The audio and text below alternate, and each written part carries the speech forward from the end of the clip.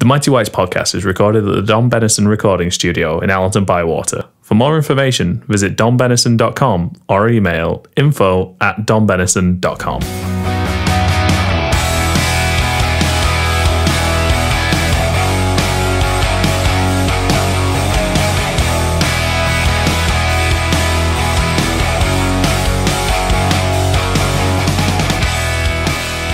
Hi and welcome to episode 12 of the Mighty Whites podcast. I'm Jack, I'm joined by Connie. Now then. And Casey. Hello. The last one was lopsided because we had nothing to preview. This one's going to be lopsided in the other direction. So just one game to talk about. Leeds 1, Norwich 0. Pontus Jansson with the winner. Con, what did you think of the game? I thought at end they made it hard for themselves. Norwich came on strong. Although, having said that, we could have quite easily had 2 or 3 goals. We hit post, obviously, a couple of times. But I thought all in all, yeah, played really well. Good finish from Janssen. Good ball in from Kubicki. Really good ball. And he did his chances no harm again. He had a really good game. I believe, didn't he have the shot that got blocked and all on its way to goal? After Phillips hit the post? Yeah, that was Kubicki's effort. Yeah.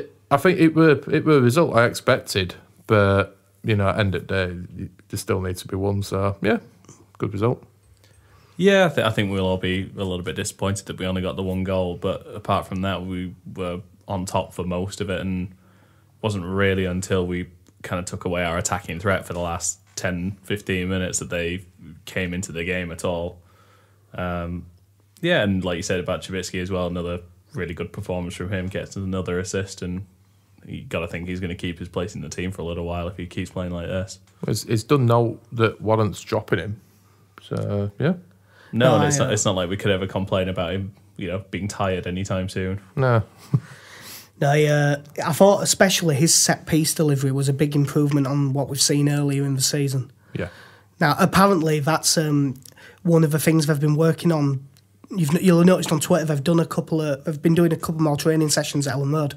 Yeah, they have. Yeah. Apparently, that's to work on stuff like set piece delivery, so that they're in the environment that they're going to be in while they're taking them and making the runs and stuff. I was going to say it's all well and good doing it up at Thorpe Arch, but actually doing it on the pitch, you can get a feel for the distances, I won't want them to be training there all the time for obvious reasons, but I think the odd training session there, doing well to good. Yeah. His set pieces have definitely seemed like an improvement on Phillips's. Over the last month or so, though, it's been noted. Yeah. I mean, everything the Gianni Veo stuff seems to be helping. Yeah, it's having an effect, and not just in an attacking sense either. Defensively as well, we seem back towards what we were like last season, a bit more organised in defending set pieces as well and balls into the box. Yeah, it's going to be good as well having Kubicki on set piece as well, because I think we, at the start of the season, had an over-reliance on Hernandez taking set pieces, and we saw at the Sheffield United game, Alioski's deliveries were absolutely woeful that day. Although, to be fair, the last 2 weeks, his have improved as well. Yeah. Which is good, and it's good if we can kind of get a few players in there. We've all played Football Manager. You always want 2 left footers and 2 right footers at least, just so you've got your options in there. And if you're feeling, like you're unbeatable, then your goalkeeper is going to be your third choice free kick taker. What we're saying here is we don't want another Lubo running up to take one like he did against Histon.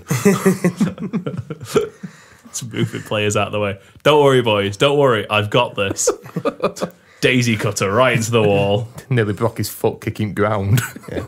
Another good thing to come out of this was another clean sheet for Wiedwald, and this time he actually made a couple of good saves as well. He was solid, wasn't he? He just did basics right. Yeah, and I obviously after the QPR game, there's always going to be a few people who are going to come out and want him dropped or want him replaced, and I think we've all got to be realistic going into January that unless we somehow came to terms on Lonergan's release, that we will not be signing another goalkeeper. I'd be very surprised. Yeah. To be honest, though, if Peacock Farrell's back from his loan, if Lonergan was to go, would we all be happy? I dare say we would, having Peacock Farrell. If some League 1 or League 2 club decided that they wanted a keeper and they wanted Lonergan, I'd say off you go. And you've got Peacock Farrell there. You've got a ready-made, number 2 at the moment. They're ready and waiting, haven't you? Yeah, I think ideally it kind of comes back to where we started with episode 1 of just I think we'd all like Peacock Farrell to be out on loan for the rest of the season, getting some decent experience in. But at the same time, it's probably not the worst thing if you're in and around the first team and you're training with them regularly. If that was to happen, Let's be honest. If Plymouth carry on where they're going, there's a chance he could rock up there in he's probably January. get a couple of games in. Yeah, how many keepers are they on now? 7. Seven keepers by December. That's some serious going. And they say the emergency little window's dead. God. Can you not talk about Plymouth goalkeepers and dead, please? Sorry. Wow. Wow. If you don't get that joke, Google it. Well, you were talking about some of the Boo Boys getting on at Wiedwald. Sorry, have I broke you? Jesus. Wasn't ready for that.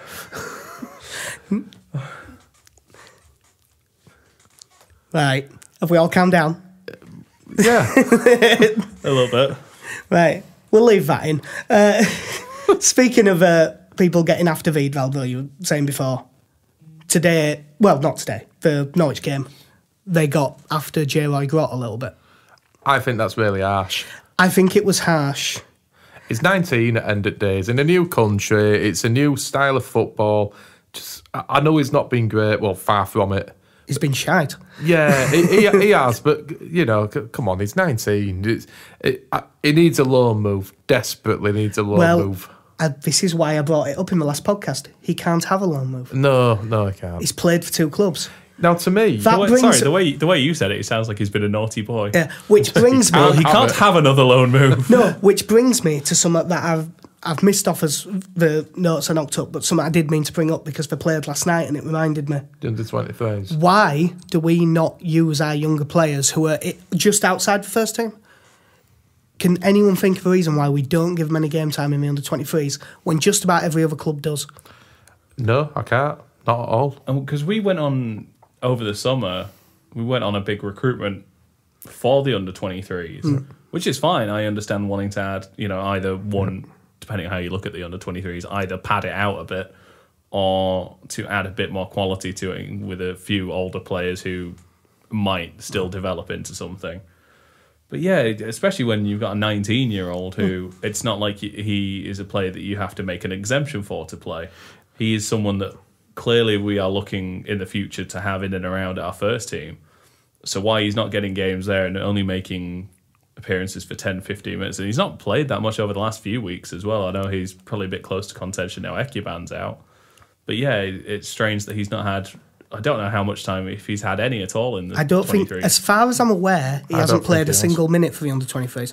We've played, like the game last night, I think Jack Clark started, which, great, good, and that he should be getting game time. But I can understand, for example, why he isn't playing Click in the under 23s. Yeah. Especially definitely. if he might be off in January. It's sort of wasted development time to give it to him. Yeah. Giving it to Grott is not wasted development time. It could be exactly... If he plays against, someone else puts out a Paul under 23 side and he scores a hat-trick. Oh, yeah. And confidence gets back into him a little bit. This is what I was just going to say to you both. Had he been signed and it had been, announced that he was signed for the under 23s, like with Temenezkov and Oriol Reyes and the others, then it'd have all been fine. But the fact that he's been signed, put in the first team, it's not really happened for him. If we were to put him now in the under 23s, a lot of people, be it right or wrong, would see that as a step back for him.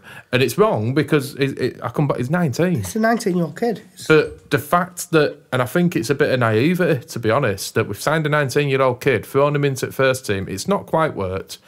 And that's now put a lot of pressure on Grott and Christiansen as well. Because he's the man that's put him in there. And it just hasn't worked. Yeah, so it was interesting. I don't know if you guys heard Christiansen's comments after the Norwich game about Grott being booed as well. Saying that. By the way, just to say, I saw them saying him getting booed. He didn't get booed. There was ironic cheers and stuff. He didn't actually get booed because I saw it phrased like that in various media articles, and he didn't get booed. What was happening is he got yelled at a bit. I mean, there was a couple of long balls up to him where it was 2 yards away and he didn't even jump for it. And, I mean, I was getting really frustrated with him. It was very Beckford-esque. Sounds a bit Berbatov. Yeah, it was a bit. It's not for me, this. Only thing is, though, is, unlike Berbatov, he don't pop up in 70th minute, score you a goal. Yeah. But it's just, it narked me at the time because I think saying he got booed paints a false impression of what actually happened. Caleb Ekuban coming back into the team and all and doing what he's done up until getting injured, that's put added pressure on him. Kabixty's come in and he's done a job as well, so that it's all added pressure now on Grot. That's the only reason, by the way, that I can think of why he isn't playing him in under-23s. Because Ekuban's ended up injured, I don't think he wants to give him any more football because he don't want to risk injuring him because we've got hardly anyone else. No. Maybe, I mean, Lasogga's back in training. Yeah, maybe once Lasogga's back up to speed, if we've got Lasogga and Roof, maybe then he'll go, right, we've got 2. Yeah. I'll let him have a game in under-23s and see how he gets on. Yeah. I mean, he keeps getting picked for the younger Dutch squad. Yeah. I know Dutch football's not at the level where it was at the moment, but, it's not a bad level to be at. And he is one of the first names on this sheet, apparently. And so, there's something there with him. It's just a matter of, I think people just need to take, a back step and just realise that he's a kid. He's 19. Put yourself in his shoes. 19 years old, you've come to a new country. Everything's, a different way of life. Everything. I just think sometimes football fans just need to take that into account a little bit. Yeah. It must be tough when you can't just pop to the cafe and get a brownie to help everything. But, Yeah. Shame my lad's due, think he'd have helped him. Helped him settle. Well, we all had us winning that game, but we all had wrong score, so no change in predictions lineup. You mentioned it earlier. We've actually got some news on the Ekuban injury now. He's probably out about 6 weeks. It's a fracture this time instead of a break. Yeah, listening to the post-match interview, it was a lot better than they feared anyway, because I think we were all a bit worried that it was the same injury and he was going to be out for a decent spell. It's a shame that he's going to again miss out on this whole Christmas period, but at least it's only 6 weeks this time. If you're going to miss the 6 weeks, it's one of the worst 6 weeks to miss. Yeah. I mean, you could put a positive spin on it though and say that if we get him back and he's refreshed and he's gone through his rehab properly and he reacts well to it all, we're getting, someone with his enthusiasm and physical. Someone who's only played 6 games this season. You're getting that back towards the running. Yeah. So if you look at it that way, that's true. I think the other thing is now, I'm pretty sure Roof's going to get a decent run up front now. Well, he showed his record. Yeah. He's got a decent run. I mean, to be honest, he didn't have much of a game against Norwich. He didn't get much service either, but... No. It's one of them where I didn't really notice, because I don't notice this sort of thing, but the pictures of Lasogga back in training, a lot of people were saying it looked as if he'd shifted a little bit of weight. You see... I didn't notice it personally, but I saw a lot of people say that. I only look at his head and just think he looks 15 years older than he is. But people look at him, and I've heard this from a few people and said, he's overweight, is this, that and other, but I'm not saying he's as good as him, but people said that about Mark Viduka. Yeah, I don't think he is overweight. I think he just looks like that. It's just, I think that's a Kappa shirt that does that to you. It's gone for the nil. Robbie Keane looked a bit chunky when he had that for Spurs, He's gone for the Kappa extra large boys. So well, we've gone on about Grot and Ekuban. Suppose if we're going to get injuries, one young striker that we're never going to be able to call on is Jack Mackay. Yep. Bloody hell, he segues. Yeah. He's good. He's a professional. Both Jack and Paul have gone to Cardiff to be with Neil Warnock. Leeds have got him out of the contract 6 months early. No payoff, so out, just straight out. I had a look into their actual careers to see if I was missing anything about them, because I couldn't really see out. So Jack's the striker of the two. Never got a first team game. Scored 1 goal in 16 for Airdrie in Scottish League 1 last season on loan. Jesus. Played 4 matches for Donny, no goals. Played 4 matches for Ilkeston in the Northern Premier League, no goals. Paul played away at Sutton United and was god-awful. You toned that down, actually, from the notes. Have I? I wasn't reading. I wasn't reading it from the notes. I know that I did write some. Oh, I've just looked over. Yeah, the way I phrased it in there is completely fucking useless. 17 first-team games in his career. The game against Sutton, 1 for Donny Rovers in Football League Trophy, 5 for Ilston, 10 for Gainsborough Trinity. 1 goal. These are 21-year-old footballers and they've got another championship club. How Neil Warnock and why Neil Warnock would have signed them, I couldn't possibly comment.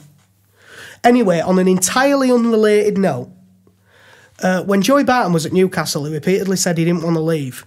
And his agent, Willie Mackay, I don't think they're related, made a bollocks of the contract negotiations with Derek Lambias, and that meant Joey Barton had to leave. So Barton went to QPR, and his agent, Willie Mackay, made about £2 million out of that deal. Those two stories are not related at all. Just at all. I'm telling you that now. Also, Willie Mackay got pulled over once for driving while on his mobile phone, and cops found coke in his car. But So he's a dick. so he's a dick. Yeah. But I couldn't think why. But in all seriousness, having not really seen Jack play and having seen Paul McCann play once, can you believe that they are professional footballers at a championship club at 21 years old? Not at 17, at 21. Do you know what that makes me wonder? When you give me them stats and you tell me all that about them, players like Paddy Madden done a decent job in the lower leagues.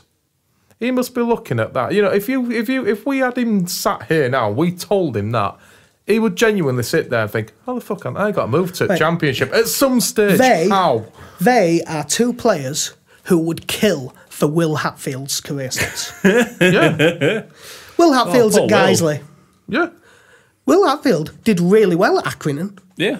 Put it one He way. captained them, didn't he? I believe so. Yes, I think he did. I won't name names, but I went to school with people, one in particular, who genuinely, barring Paul's one appearance for Leeds United, he's had not far off a better career than them. Was this guy's first name Sam? No, he's a dick. Oh. I know what you're on about, but yeah. No, I know exactly who you're on about. Yeah. Yeah, but no, I went to uni with a lad who I will name called Adam Pearson, who I've seen them both play. He's a far better footballer than either of the McKay brothers. The only reason I won't name this lad is because I'm not 100% which team he's still playing for, and I don't want to say it and try and, you know what I mean? But yeah. No, I know what you mean. I remember playing against him when we were young. Yeah. There isn't that much Leeds news now that that's done, because obviously it's only been a week since the last podcast. But a couple of hours before we started recording, Barnsley have been bought by a Chinese billionaire, Chien Lee, along with Americans Paul Conway and Grace Hung. Good name. Sorry, I can't not laugh at Grace Hung. Yeah. But no, I'm just looking at that. There's Grace Hung, and then when you translate Chien from French, that's Dog Lee. So Shame didn't buy Huddersfield. Sorry. I'm not sorry. because I am un Shen. Andalusia. But no, they also own part of Nice. So I could see there being some loan deals and stuff like that between. It's gonna be like Wolves, but not as good. A 35-year-old Mario Balotelli rocking up at Oakwell. Hey, they want to be careful. The last time someone bought a club in the English Championship and they had links with a foreign club, it was Charlton. Oh God. Oh, God, yeah, jeez. Wait, Standard Liège? Yeah. Yeah. So, I mean, I doubt it'll be that bad. But the most interesting part of it, that someone who was involved in the consortium, and KC will appreciate this because I know that he's read the book, is Billy Bean. Yeah, I did. To be honest, until you said that, I'd literally seen the headline. But yeah, that's interesting. Billy Bean, for those who don't know, who haven't seen the film Moneyball, basically, is the guy who came up with that whole Moneyball approach that you hear so much about with the Oakland Athletics, and who took them on a low budget way up the realms of baseball and ended up getting better jobs based off it and stuff. To be honest, I think, if I'm not saying they're going to imply that sort of tactic, but it's kind of what they're doing anyway, Barnsley. They develop young and sell them on, and, Brentford did it brilliantly under Warburton. Yeah. Liverpool, I know Liverpool really tried it because I can't remember the other. Damien Comolli. Yes. Yeah, Comolli, when he went there, they really tried Meda that. 8 bollocks. Yeah, Lucas Leiva. Yeah. Hey, Lucas Leiva did well. Lucas Leiva's now playing for Lazio. After Still. he was at Liverpool for 9 years or something daft. No, but yeah, there was never going to be that much news in this one. But a thing we decided to do was, because obviously last week we got talking about the Bremner Square stuff. Yes. So we ended up doing his best Leeds 11. So we thought we might do his worst Leeds 11 this time. Yes. This could be an even longer discussion than the best. We didn't give a formation brief or anything like that. It's just your worst 11. I believe we've all ended up with 7 subs as well. Could have had 17. I was going to say, I've got 11 subs, but I'm sure I can narrow it down. We'll see. We'll probably end up mentioning loads of people as honourable mentions by the end of it. But yeah, I think try and get to 7 subs. I've much got like mine everyone, at 7. I now have an 11 and 7. I could easily have named 50. I said this to you two before we started recording. You go from late 2006 to 2008. You know, you could name 3 squads out of that. I was going to say, in 2 seasons we used 52 players each, and that included a hell of a lot of loanees. Yeah. The one rule that we did give ourselves was, and we didn't do it based on a certain number of appearances as well, you just couldn't have someone who really properly barely played. Like Hogan Ephraim. Yeah, you couldn't have Billy Whitehouse for his one game against Sutton, as bad as he was. Matt Grimes. Craig Hignett. Steve Guppy. I think Steve Guppy maybe. Steve Guppy might have just played enough to class it. I'm sorry if we started this team already, because we're reeling them off. No, we've just named half of Casey's team. We've just named all them, and none of them are in mine. No. But it's that sort of thing where we tried to avoid the properly barely played. And you also couldn't split it. Like, you couldn't have Radistin Kishishev, really, because he was okay on loan the first time. Yep. But yeah, we'll start, because we will all have this. I was going to say, as the man who works at a bookmaker, what odds would you give on the 3 of us all having the same goalkeeper? 20 on. Now listen, I thought Shane Higgs were an appalling I take that back. I don't.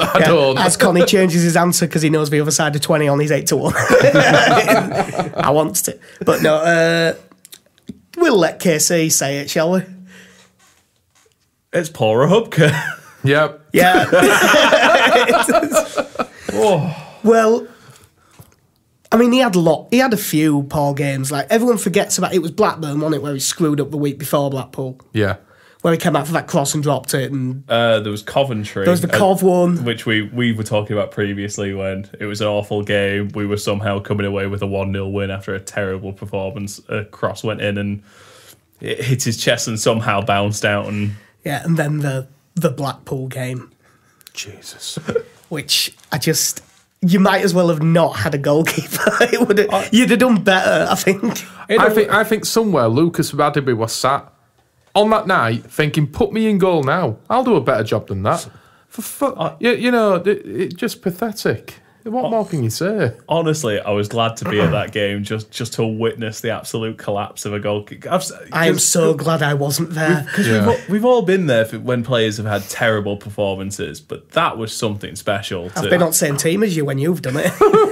Don't worry, but I'll slide out and claim this well and still confident. Oh, he's dropped it. I think genuinely we saw a man's career go down the fucking drain that night. I can tell you now that's not true. He won Player of the Month last month. Where's he at? He's at Kerala Blasters in India. I know because I saw it on Twitter. As we were discussing earlier today, the revelation that he's apparently American. Yeah, he's also American. Is he? He was born in California. Don't know this. This is a man and all. When you look at him, it looks like one of life's victims. I just don't see anything in there where you'd instill any confidence. It's just, no. Not a Darren O'Day. Jesus. Well, I believe, Connie, from what you said, that you've got a back 3, haven't you? Yep. So much like when I did it, I dare say it's down to me and KC to talk about fullbacks and then you. Yeah. So, KC, who have you gone for at right back? There was. Are you 4-4-2 as well, by the yes, way? I am. I'm the traditional 4-4-2, the only one on the podcast for these two who have kept up my 4-4-2. I nearly switched to 3 at the back. I came very close. When Neil Warnock arrived, he dreamed of building a team, and he dreamed of having a man lead that team, and that man's name was Lee Peltier. Oh, that's a shout. Oh, that... The man so afraid of crossing the halfway line.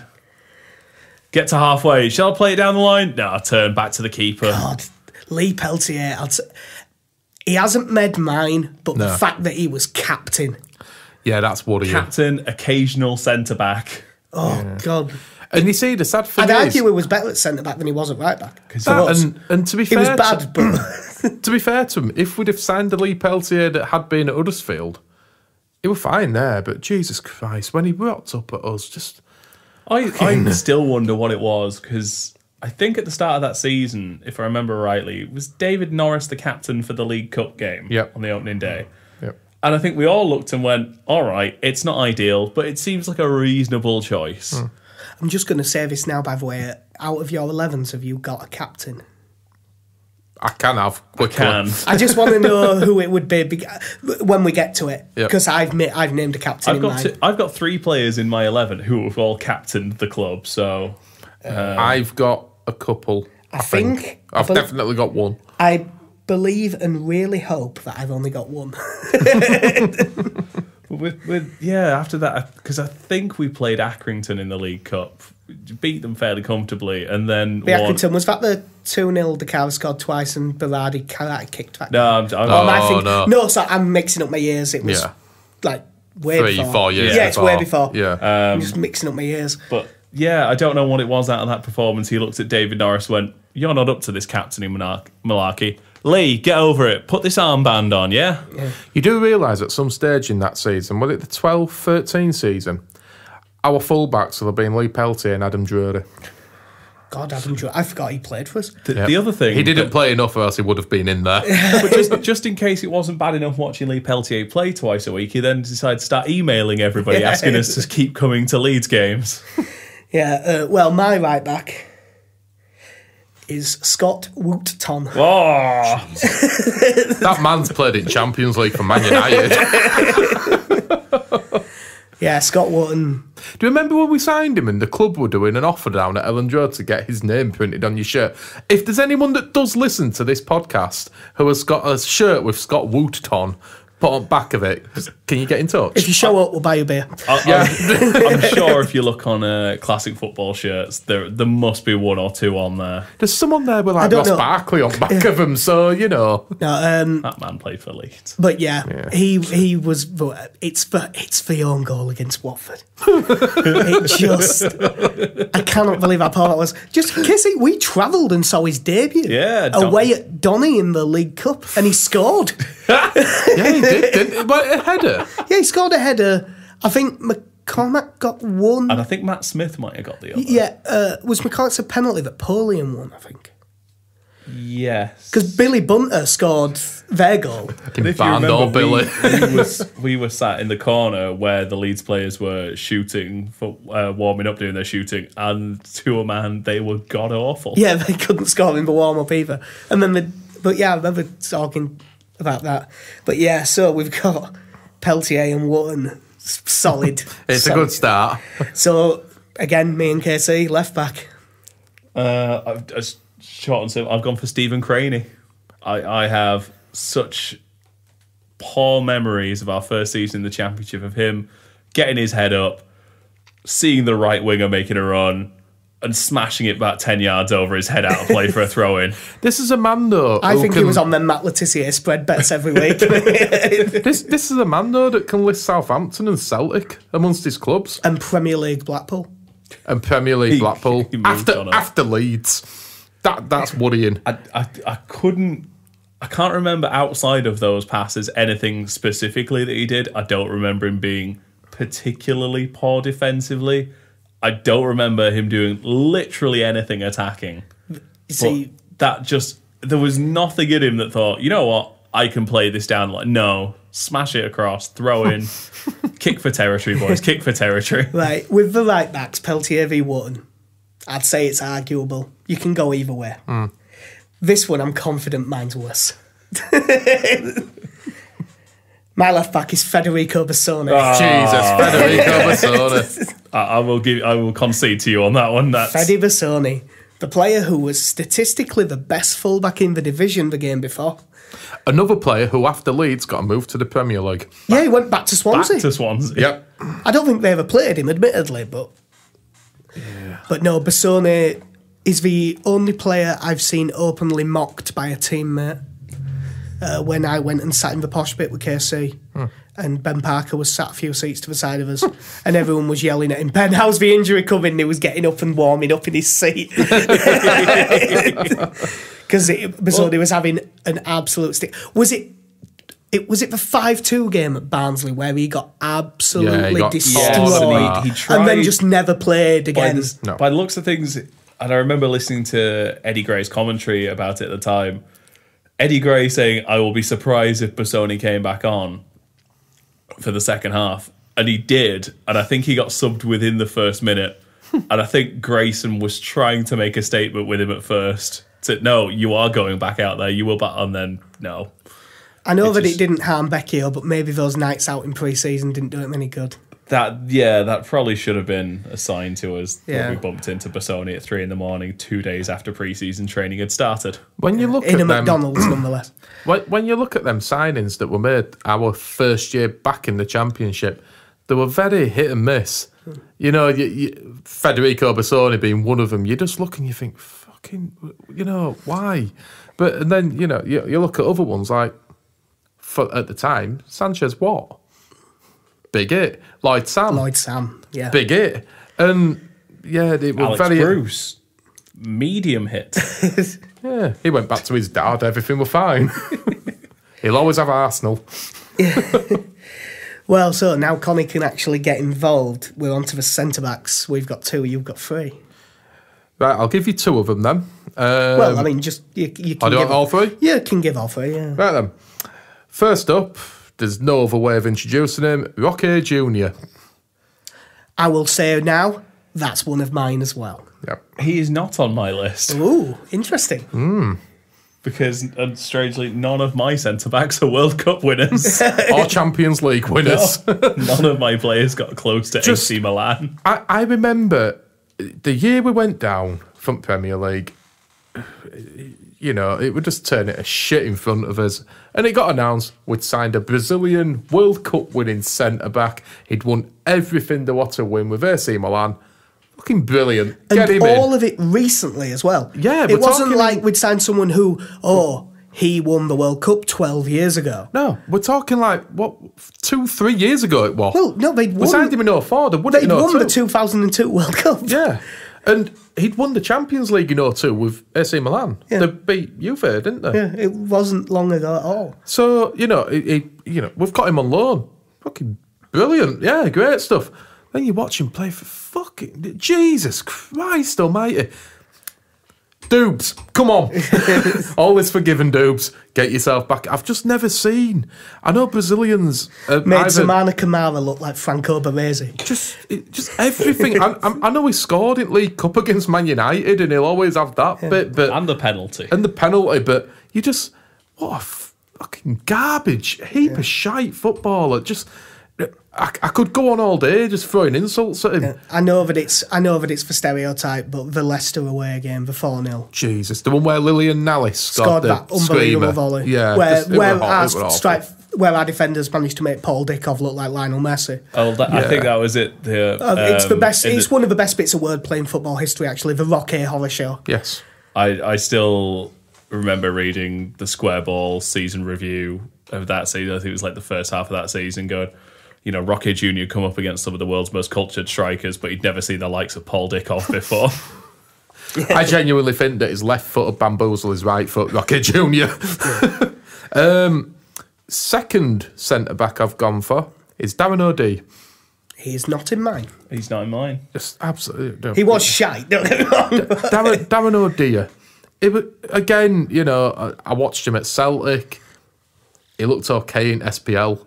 And when he rocked up at Leeds, you just thought, right, it was in a time where we'd gone back to just bringing in any old dross that were knocking about. I must admit, with O'Dea, I thought it was kind of apt when he went to play in Ukraine and it turned into a war zone because that's what it did to our defence. Pretty much. Just, again, I've never seen a defender he couldn't head a ball. He couldn't judge an interception. He couldn't make a tackle. Even just when he was shepherding players out, he just couldn't.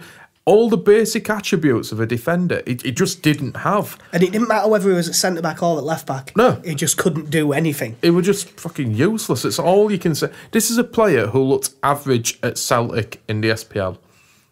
Where you're under no pressure. No, as a defender, because the ball barely gets to you. No, Speaking of, we should mention it. What about Hearts beating them 4-0? I mean, I know that all runs come to an end, but 4-0. Yeah, that's how your runs end on FM, isn't it? You go 20 games unbeaten and then, 4-0. Get beat by bottom at league. They've won 3 games all year. One thing that probably puts pay to is, that rumour that we were signing that Harry Cochrane? Yeah. He apparently ran the show, so if we are signing him, we're not getting him for the 600 grand that was rumoured. No. It'll be a lot more. And my third and final defender, Matt Heath. Matt Heath just missed out. He is on my bench. He's on my bench. But God, I argued with myself about putting him in. The way I view Matt Heath now, he was in slow motion. That as well. That's the way the entire world views him. He was the replacement for Matt Kilgallen. Actually, no, he was a bit taller. It was a bit taller, but I think his hair made him 7 foot. It was a bit spiked. It was fashionable, I guess, at the time, but just a shit footballer. That's all you can say about him. Even in League One, slow. He's the slowest footballer I've ever seen. I think it was Coventry we were playing, and Don Hutchison beat him in a foot race. And that isn't Don Hutchison. That's 35, 36-year-old Don Hutchison at that point. I would love to see Matt Heath and Paul Mullin have a race. I'd love and hate it. As I say it all the time, but it was that game that me and Casey were at where he had a 10-yard start on that defender, and the ball was 10 yards from him, so 20 yards. And he set off, and I said, he's going to get beat to this ball. And then he did, and we conceded. You look at everything about it. Even when we dropped out of League One, it didn't improve. Rui Marquez, when we dropped out of League One, he upped it a bit. The drop down in class helped Rui Marquez.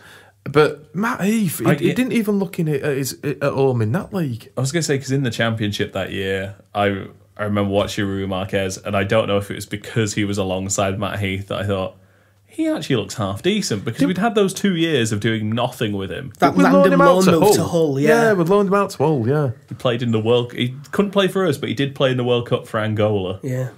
Him and Minuccio. Jesus. But Matt Heath, we sold at the time one of his brightest young prospects, and that was what we got to replace it. Matt Heath is a very solid pick. He was very awful. Yeah, and that's my defence. Well, I'll go next because one of mine's already there and we haven't hit either of yours yet, have we? No. Partnering Roque Jr. at centre-back. And as we've eliminated a few, I think Casey must have. Giuseppe Belushi. Ooh, no. I have not got... And I didn't even think about Belushi, the reason to be honest. Belushi gets in... And it's the same reason as Roque Jr. Just, by the way, I want you to think about them as people. Roque Jr. and Belushi next to each other. God. Jesus. It's because those they're balls not... over the top would be deadly. What would money me more is with Rocky Jr. ballsed up, what Belushi would say to him. Because that, and they would both speak fluent Italian. Yeah. That's the worry. No, the reason with both of them... The reason they beat out Matt Heath to the centre-back spot is because Matt Heath has no talent. Yeah. Them two do, and was still as bad as him. So that's how they ended up beating him to the starting spot, by being worse in relation to what they could have been. That and Matt Heath just kept his mouth shut like Belushi. Yeah, so Belushi, I just fucking hate it. It's gone. Leave the memories alone. So yeah, my centre-back partnership is Roque Jr. and Giuseppe Belushi. Jesus. Oh, fair enough. So we haven't checked any of them. Just before you say, Con, I've got one guess as to who his might be. I've got a couple. One of them I think you'll get. We'll have one of mine is Neil Collins. You see, I didn't think he was on the bench. Is he on your bench? He's an honourable mention anyway if he doesn't make the bench. Oh yeah, you've still got 11 subs at the minute. He's one of those two. One of mine for him, Andy O'Brien. No. Oh. Go ahead, So, Casey. The first Lucas man. Radeby. Get out. The first is a player I was very vocal about, another Neil Warnock signing, who it must have been 4 or 5 times you just saw him wrestling with someone going towards the penalty area going, he's going to foul him, he's fouled him. It's Jason Pearce. Yep. Yes, Jason Pearce could win his headers, but that's the only thing he could win. The first owner of Leeds United's magic hat, Jason Pearce. It depresses me that we use that song. Yep. Honestly, I know a lot of people liked him because he was very committed. He tried. It would old school, tried, in but terms Jesus of that. Christ, he was a terrible central. And Again, something you couldn't say about my centre-back. The thing is with him, he arrived as Player of the Year at Portsmouth, and I know they'd just gone And down. was Player of the Year at Bournemouth before that, I think. Yep. When they got relegated. Yeah. I wonder if it was Player of the Year at Wigan when they went down. It's one He of was those- captain. It's that logic of, and I said the same about Roberto Martinez. We've just been relegated. That guy's just been relegated. Maybe he's the guy to take us into the Champions League. And Jason Pearce, that man. Yeah, maybe he's the one to lead. Help take us into the playoffs. But no, the second one. I'm going to paint you a picture here. A word picture. Kevin Blackwell's in charge at Leeds. We've just lost the playoffs. Start of a new season. Matt Kilgallen's gone. We need someone to shore up our defence. Wait, you look abroad. We want something a bit foreign, a bit fancier. Someone who's going to stand out a bit with his flame red hair. You're not going to say Darren Kenton, are you? I'm not going to say Darren Kenton, no. But I am going to say Hayden Fox. Jesus Christ, Hayden Hayden Fox. Fox. That's a belting call. I didn't realise he'd made over 20 appearances for us. I can believe it. that's In I about can 8 actually believe that. It was a regular. It was for. at the start of the we went season. down. I'll be Yes. honest, my main memories of Hayden Fox are again a football manager thing because he had like 10 for nearly everything. He was completely average at everything according to the game, and in real life he was below average at nearly everything. He's now managing in the A-League. I believe you said it was Adelaide United. It came think up. it was It came Adelaide. up a couple of weeks ago. It came to... he was on the touchline with Kevin Muscat. Yeah. It's all you can say. It's just... So- yeah. Fox and Pearce. Jesus. I'm not going to... Two gingers in central defence, in a back four as well. Which is Yeah, quite I was going to say. impressive. Yeah, Jess Pearce wasn't ginger, but Stephen Graney was. So. out of all them, just the centre-backs alone, there's some dreadful Yeah, when you footballers in consider- there, isn't there? When you consider that you can add to that the people that we wouldn't bother putting in, like Paul McKay, like Mansour Assamani, like Jamie Clapham. Paul Telfer. See, he liked Paul Telfer. Paul Telfer, he still wouldn't have got in, but if I'd have thought of him at the time, he'd have got close. Paul Telfer helped a young AD White ease into that team. So He was playing centre back and he was 5'8". I'm not saying he was the and he was perfect. 50. Yeah, and he was 54 years old. He was a Gary Mack signing, wasn't he? Yep. Do you know what? Who played alongside him in 2000? You know what? If we're going to just go off on random discussions, should we talk about the subs we've got that are defenders now, Yeah, why not? while we're on defenders? I've only got Because one, so I've got... yeah. Well, originally I was going to go keeper, 2 defenders, 2 midfielders, 2 forwards. I was, but and then I it had just to. went. I now don't have a sub keeper because there was others that deserved it more. So It's gone I've with the got to- Warnock tactic. Yeah, I actually. Phil won- Jagielka's on his bench, so It it's might fine. be the only thing I agree with Neil Warnock on. But no, I have 2 defensive subs. I have got one. On my list, I have about 6, so I'm going to try and narrow it down to the well, worst obviously, 2. one of mine's Matt Heath, I've already said. Yep. My other one, because I wanted a fullback, is Tony Capaldi. Did he play over 10 games for Leeds? I don't know if he played over 10, but Ah, he yes, played. we will. He played. He had a run on He loan. played played long enough. enough that I considered. 'Cause again, he It was- jumped straight into my head. Didn't he make his debut against Histon? I don't He think played it was against his Histon. debut. He definitely he played. came I on think. Didn't benched, Capaldi didn't get he? dropped for Kettering because he wasn't good enough? Yeah. He came on loan and all from Palace in Championship. Yeah. But yeah, I just Jesus, remember Tony how Capaldi. terrible he was. He was in my 11 for ages, and then Bassoni just beat him out. Jesus. All right, I'm going to... Again, I've said Heath on my list, so my full-back of choice is George McCartney, who, after a solid 2 games, decided, yep, that's me done. Also, I'm that not was the gonna- Arsenal money. Yeah. Oh, God, yeah. He was all... just every time someone ran at him, he just went, I was going to get past him. He has. He's got a crossing as well. George, what are you doing back there, son? Fair enough. He was another one though. He got a move back to West. He got a move to Sunderland and West Ham after that. Yeah. He played in Premier League for a lot of years after that. I think he's one of the few Leeds players that when I've seen someone go over the ball and put in a knee-high tackle, I have celebrated. Because I just remember it. I'm trying to remember now because it was against Nottingham Forest and it was a former Liverpool youngster. I'll remember halfway through the discussion. Forest and former Liverpool. Yeah, and again, this should be my era because he was FM07 signing for me in the lower leagues, but he just went over the ball, nearly killed him. Forest, former Liverpool winger, Paul Anderson. Yes. Paul Anderson. Good yeah. work, Rob Shaw. Good Yes. work. Who says football manager's useless? Yeah, Paul Anderson flying over the ball. Locked up at Bradford a couple of years ago. Yeah, that's right. And Stephen Darby. Stephen Darby. Darby. That's who was in my head. Yeah, Stephen Darby. That would also be a former Liverpool, but I don't remember him ever playing for Forest. No. My defensive sub that I've got on there, You've only got the one. I've just got the one. Yep. Paul Huntington. I'm amazed that Lubo hasn't made it into any. Lubo's not made it in the same way Andy Hughes hasn't made it in. He's a bit of a cult hero of mine, is Lubo. Yeah, like Andy Hughes is nowhere near as bad as Lubo was. No. But we all see him as better than he was because we loved him so much. Yeah, we're just yeah. So nice. The thing with me with Paul Huntington, again, a bit like Matt Heath, he should have been so much better than what he was. When we signed him, he'd been playing at UEFA Cup for Newcastle and doing okay. Yeah. And then he rocked up at us and just forgot. He just seemed to forget he was a footballer. Just again, the basics. Just even marking his men. You just thought, for God's sake, what? But he's another one though. He went on then to forge a pretty solid championship career. He's been a regular at Preston now for a few years, which is interesting because it was Grayson that got rid of him at Leeds. Yeah, that's right. And Grayson kept him in the team there. But yeah, Paul Huntington. Yeah.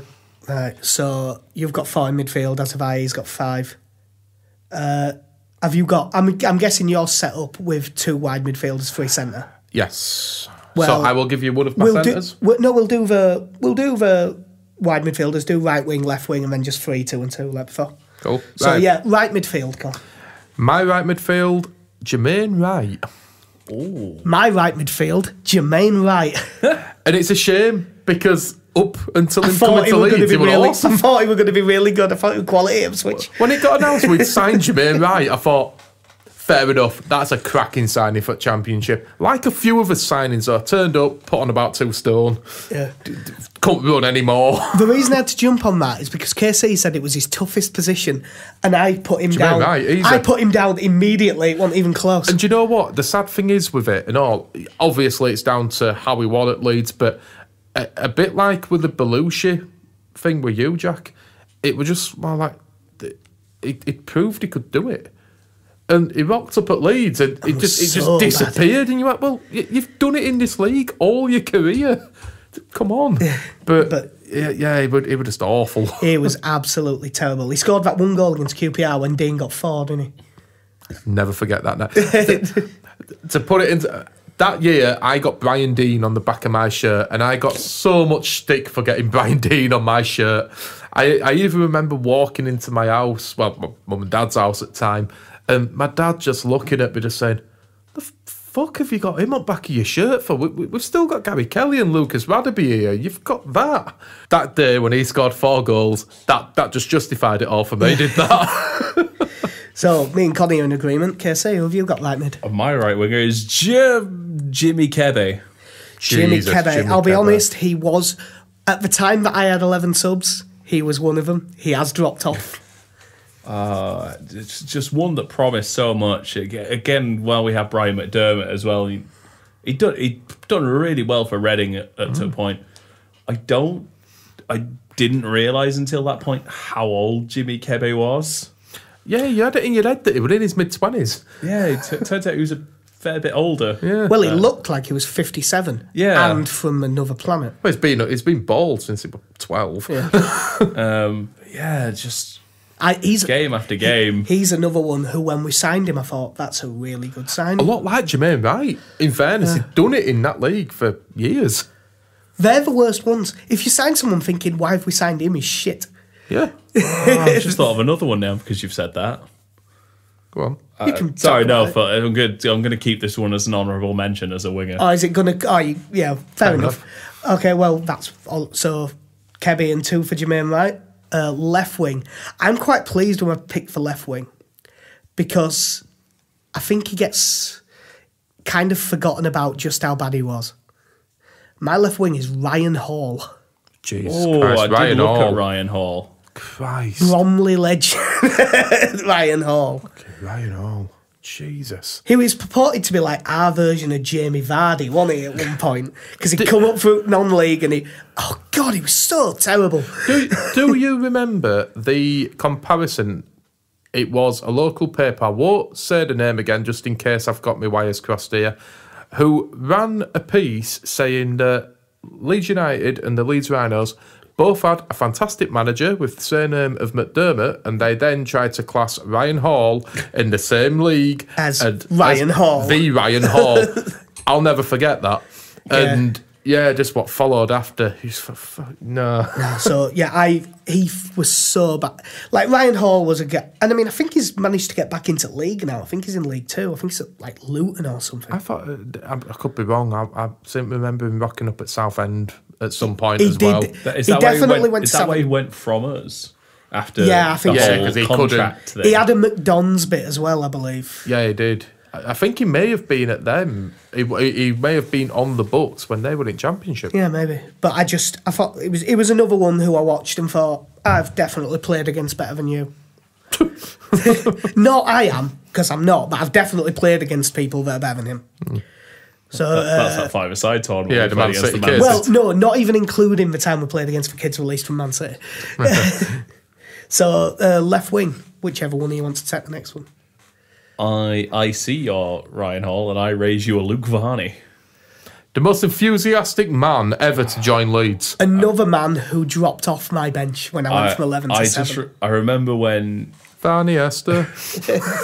I just remember seeing how enthusiastic he was to play for Leeds before we'd signed him, and I went, he's going to be terrible. This is a man, though, that's just been wants this too relegated. much.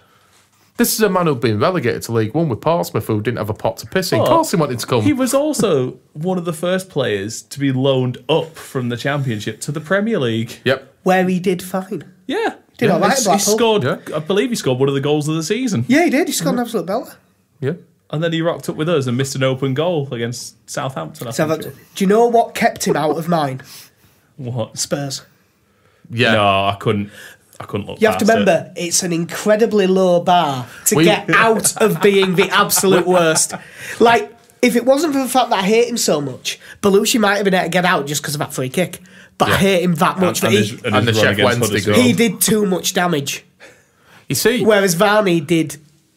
I mean, he was shite, but he didn't quite creep into my worst. that Tottenham game, I remember sitting there watching it. Just the lack of confidence in the man. Square it to Ross. Do any... Oh, good work. Sounded well like played. That's what I did again when I was watching Size against Barnsley. Yeah. Pass it, finish. So, come on. My left wing, I'm going back a little bit further now for this one, and it wasn't his natural position, but he did play there a few times, and one of us had to get him in there. Thomas Brolin. Yeah, I knew that me and KC probably wouldn't have him because we didn't really see that much of him at Leeds. You didn't miss out. We are just aware of the man, the myth, the legend. This isn't like the greatest ever last time where we can say no, but we know how great Bobby Collins was. We don't know how shit our shittest player in 1983 was. This is a man who, was signed based on European Championships 4 years prior to us getting him, and having had major ankle surgery. And was £4.5 million? £4.5 million in 1995. Yeah, when £4.5 million was fucking serious money. Yeah, big money from Parma. Now, he has played in a midfield for Leeds United alongside Gary McAllister and Gary Speed. I'll just leave that out there for you all. The one that sticks out with me is he played on Christmas Eve against Man United when we beat them.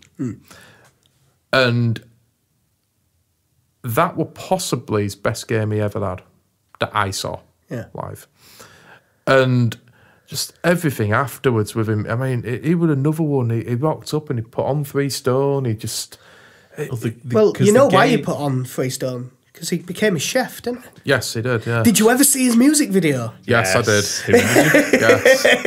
It just looked like something that belonged on Eurovision, something like that. The thing about the Man U game as well, the game before that was the 6-2 defeat to Sheffield Wednesday when he scored with his face. Oh, was that the one where he fell over and scored? Yeah, the with ball, his face on the floor. Off the line, ball it's hit straight into his face and back in the net, and he had the goal to get up and start running around like a loon. The thing that kind of endears me to him a little bit.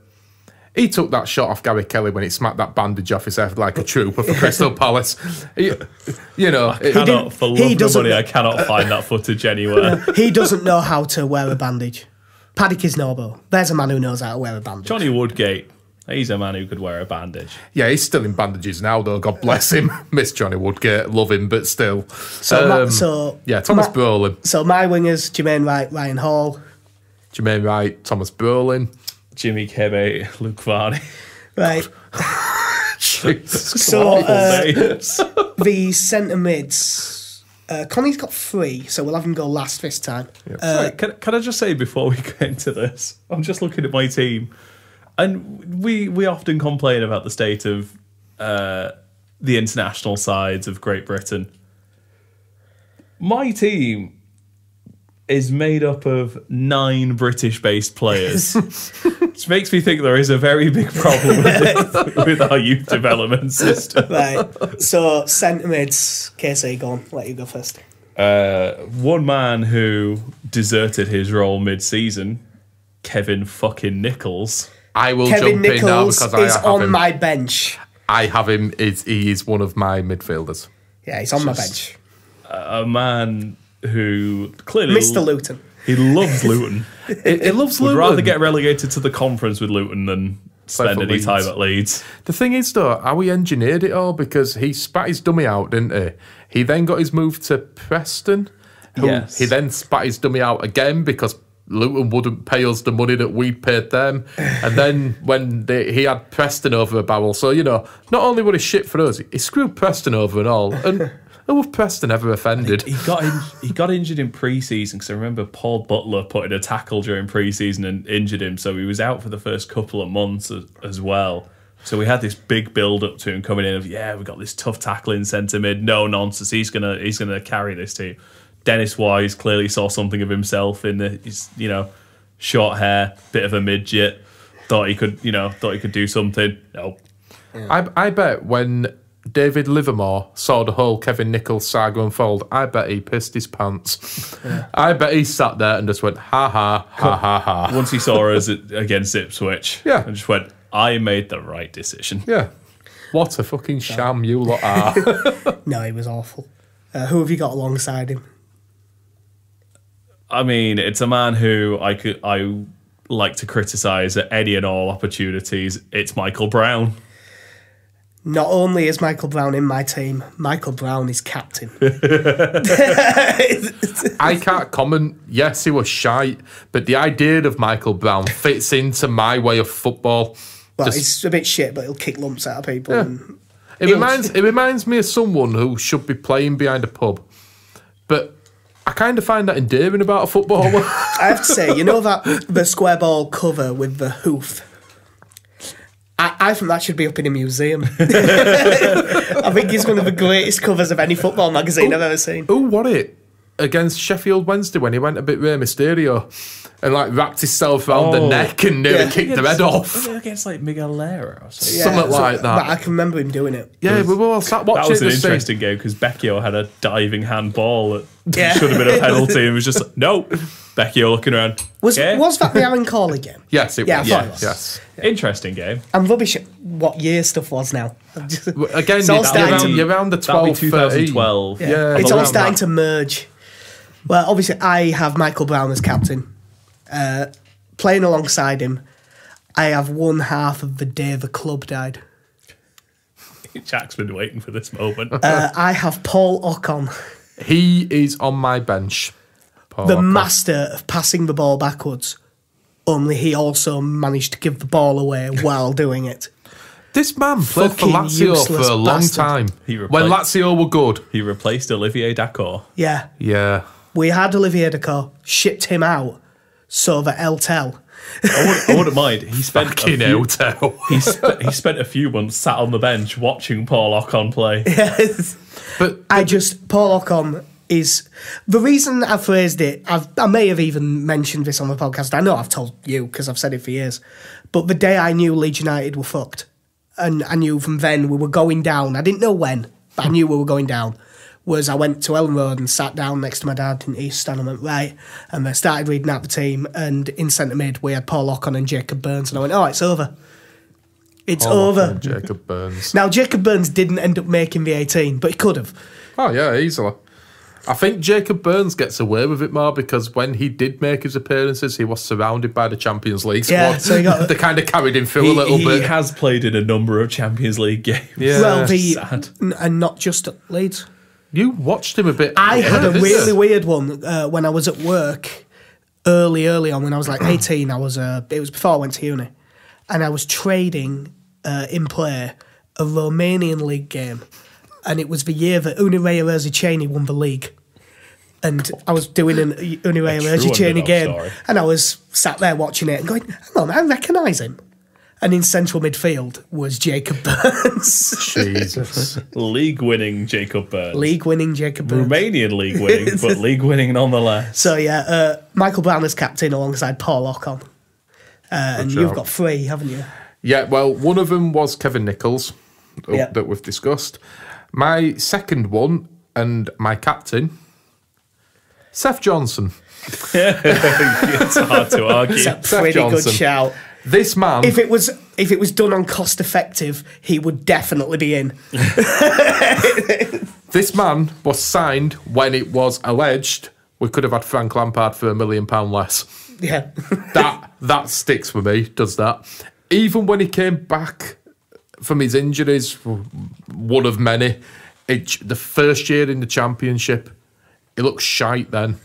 I remember he scored a goal in the Championship for us. I think he scored a couple that first year, but he scored one in particular against QPR, I believe it was.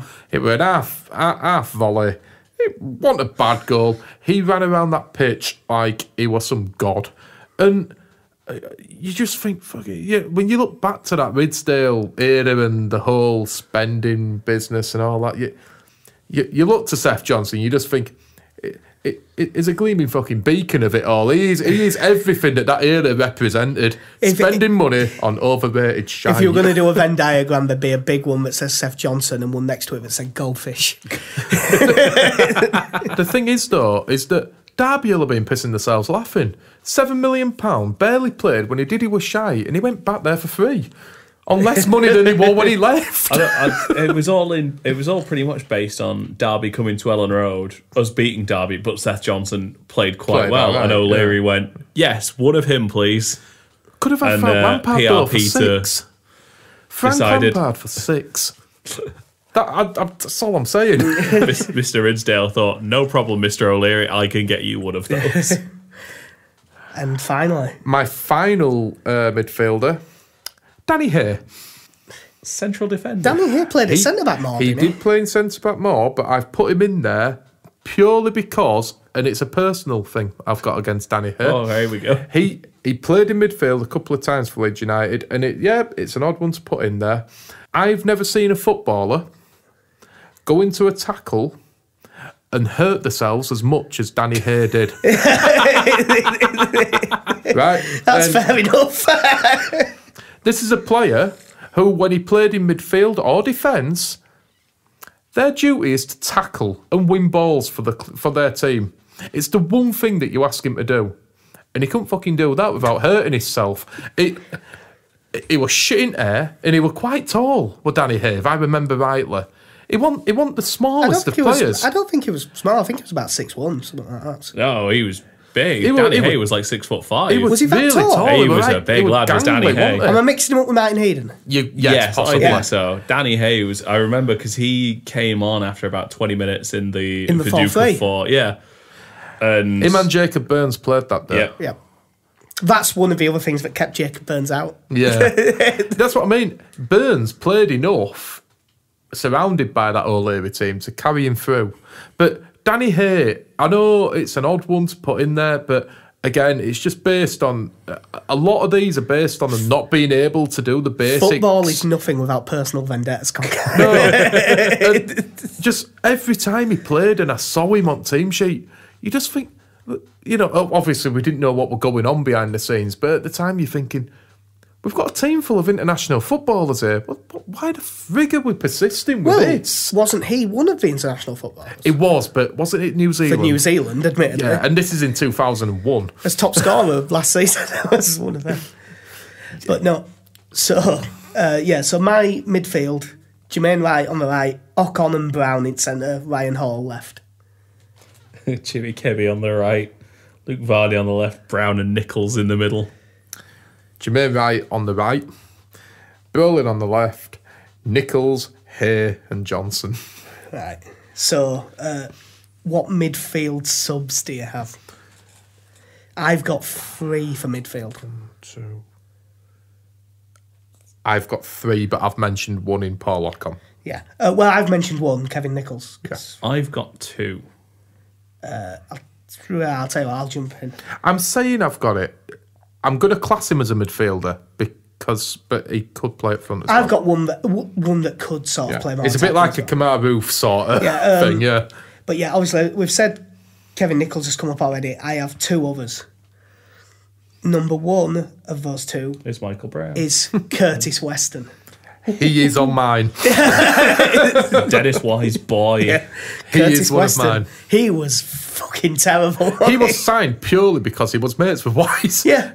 He was Dennis 17 when he signed for us because he played in the FA Cup final, didn't he, at 16? He was really young. It was at Swindon, wasn't he, with Wise? He was at Swindon, he was at Millwall. Yeah. He ended up at Gillingham, I think. Yes, he did end up at Gillingham. I think that was Hessenthaler. And Jesus. Jake Hessenthaler, is that his kid's name? Yes, he played. I don't know if he's still there. I don't think he is. But no, I believe he went to like Dover or something. You know that year they nearly got up. I didn't follow in the great footsteps his dad had forged. Yeah, of being a cheating. Yeah. My other one, if I go through this entire thing, actually, I only have 3 on there that are from when we were in the Premier League. And I've mentioned Rocky Jr. and Paul Ocon. This is the 3rd one. Pierre Loren. I thought of Pierre Loren, and then after I left him out based just because I didn't see a lot of him, so I thought he was shite. But he might, in my head, he might have played 50 games. He might have played 3. All that matters, he was shite, is that I saw him take a corner where he didn't trip over the corner flag or anything. He went to take a corner. It didn't reach the 18-yard box.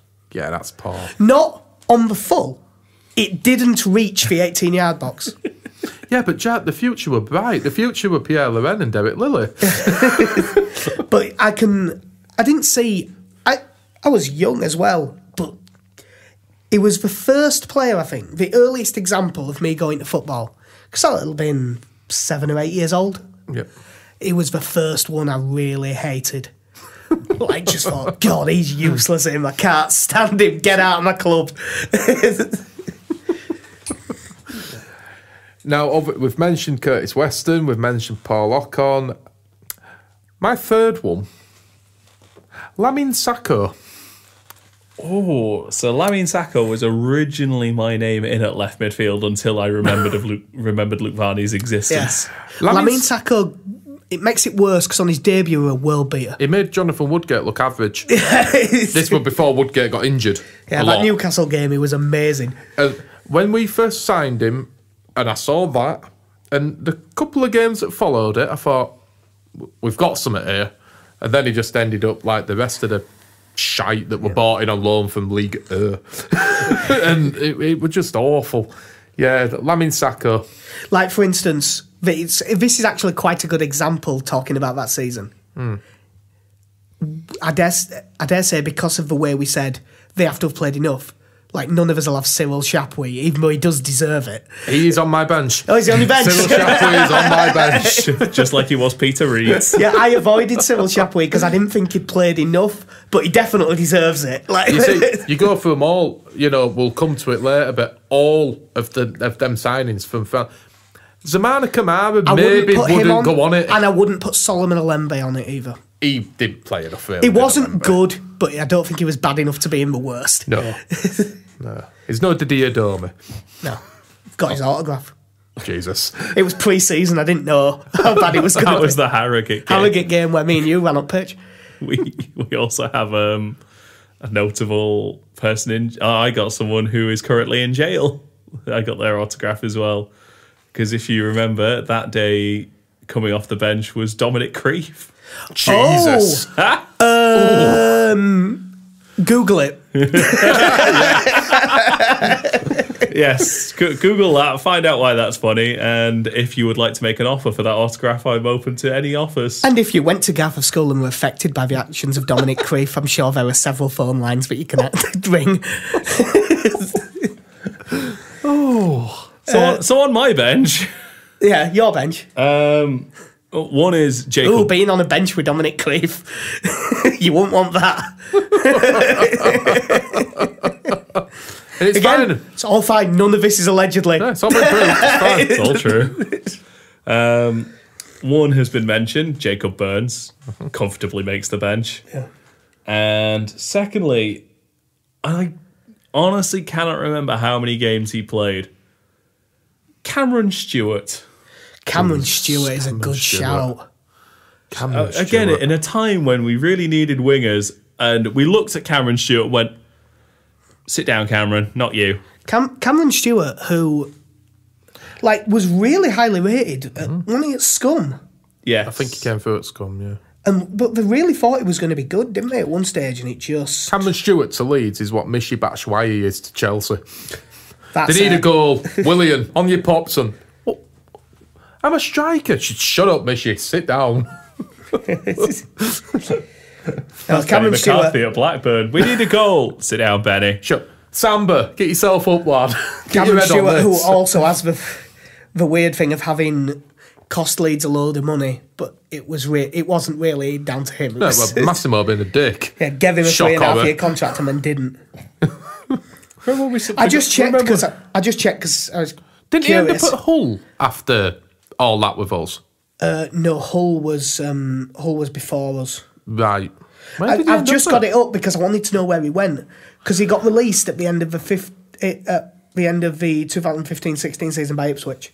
Ipswich, that's where He has just signed for Lincoln. He's in League 2 still. He's in League Football. Well, he didn't need to play after getting his 600 grand off the court. Yeah. Sorry, just when you said the thing about Massimo as well, remember when they forgot to process Scott Wotton's contract that he had signed and they just didn't put. Just Yeah, looked away. that turned out to be a good thing because Just leave that on the to-do because he pile. didn't bother suing us. So in the end, that was actually good. Yeah.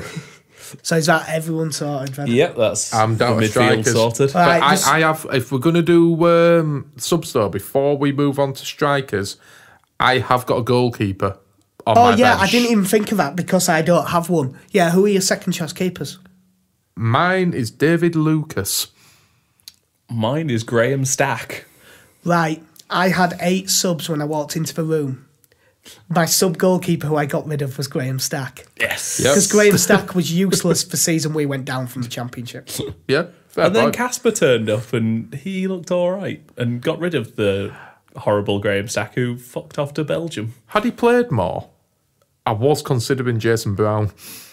Yeah, I was really glad Kasper Schmeichel came back fat, like instead of getting in shape first. Like, no, Jason, come on. I thought about Tony Warner actually as well. Oh, Tony Warner, Christ. yeah, kick Neil Sullivan out of the team.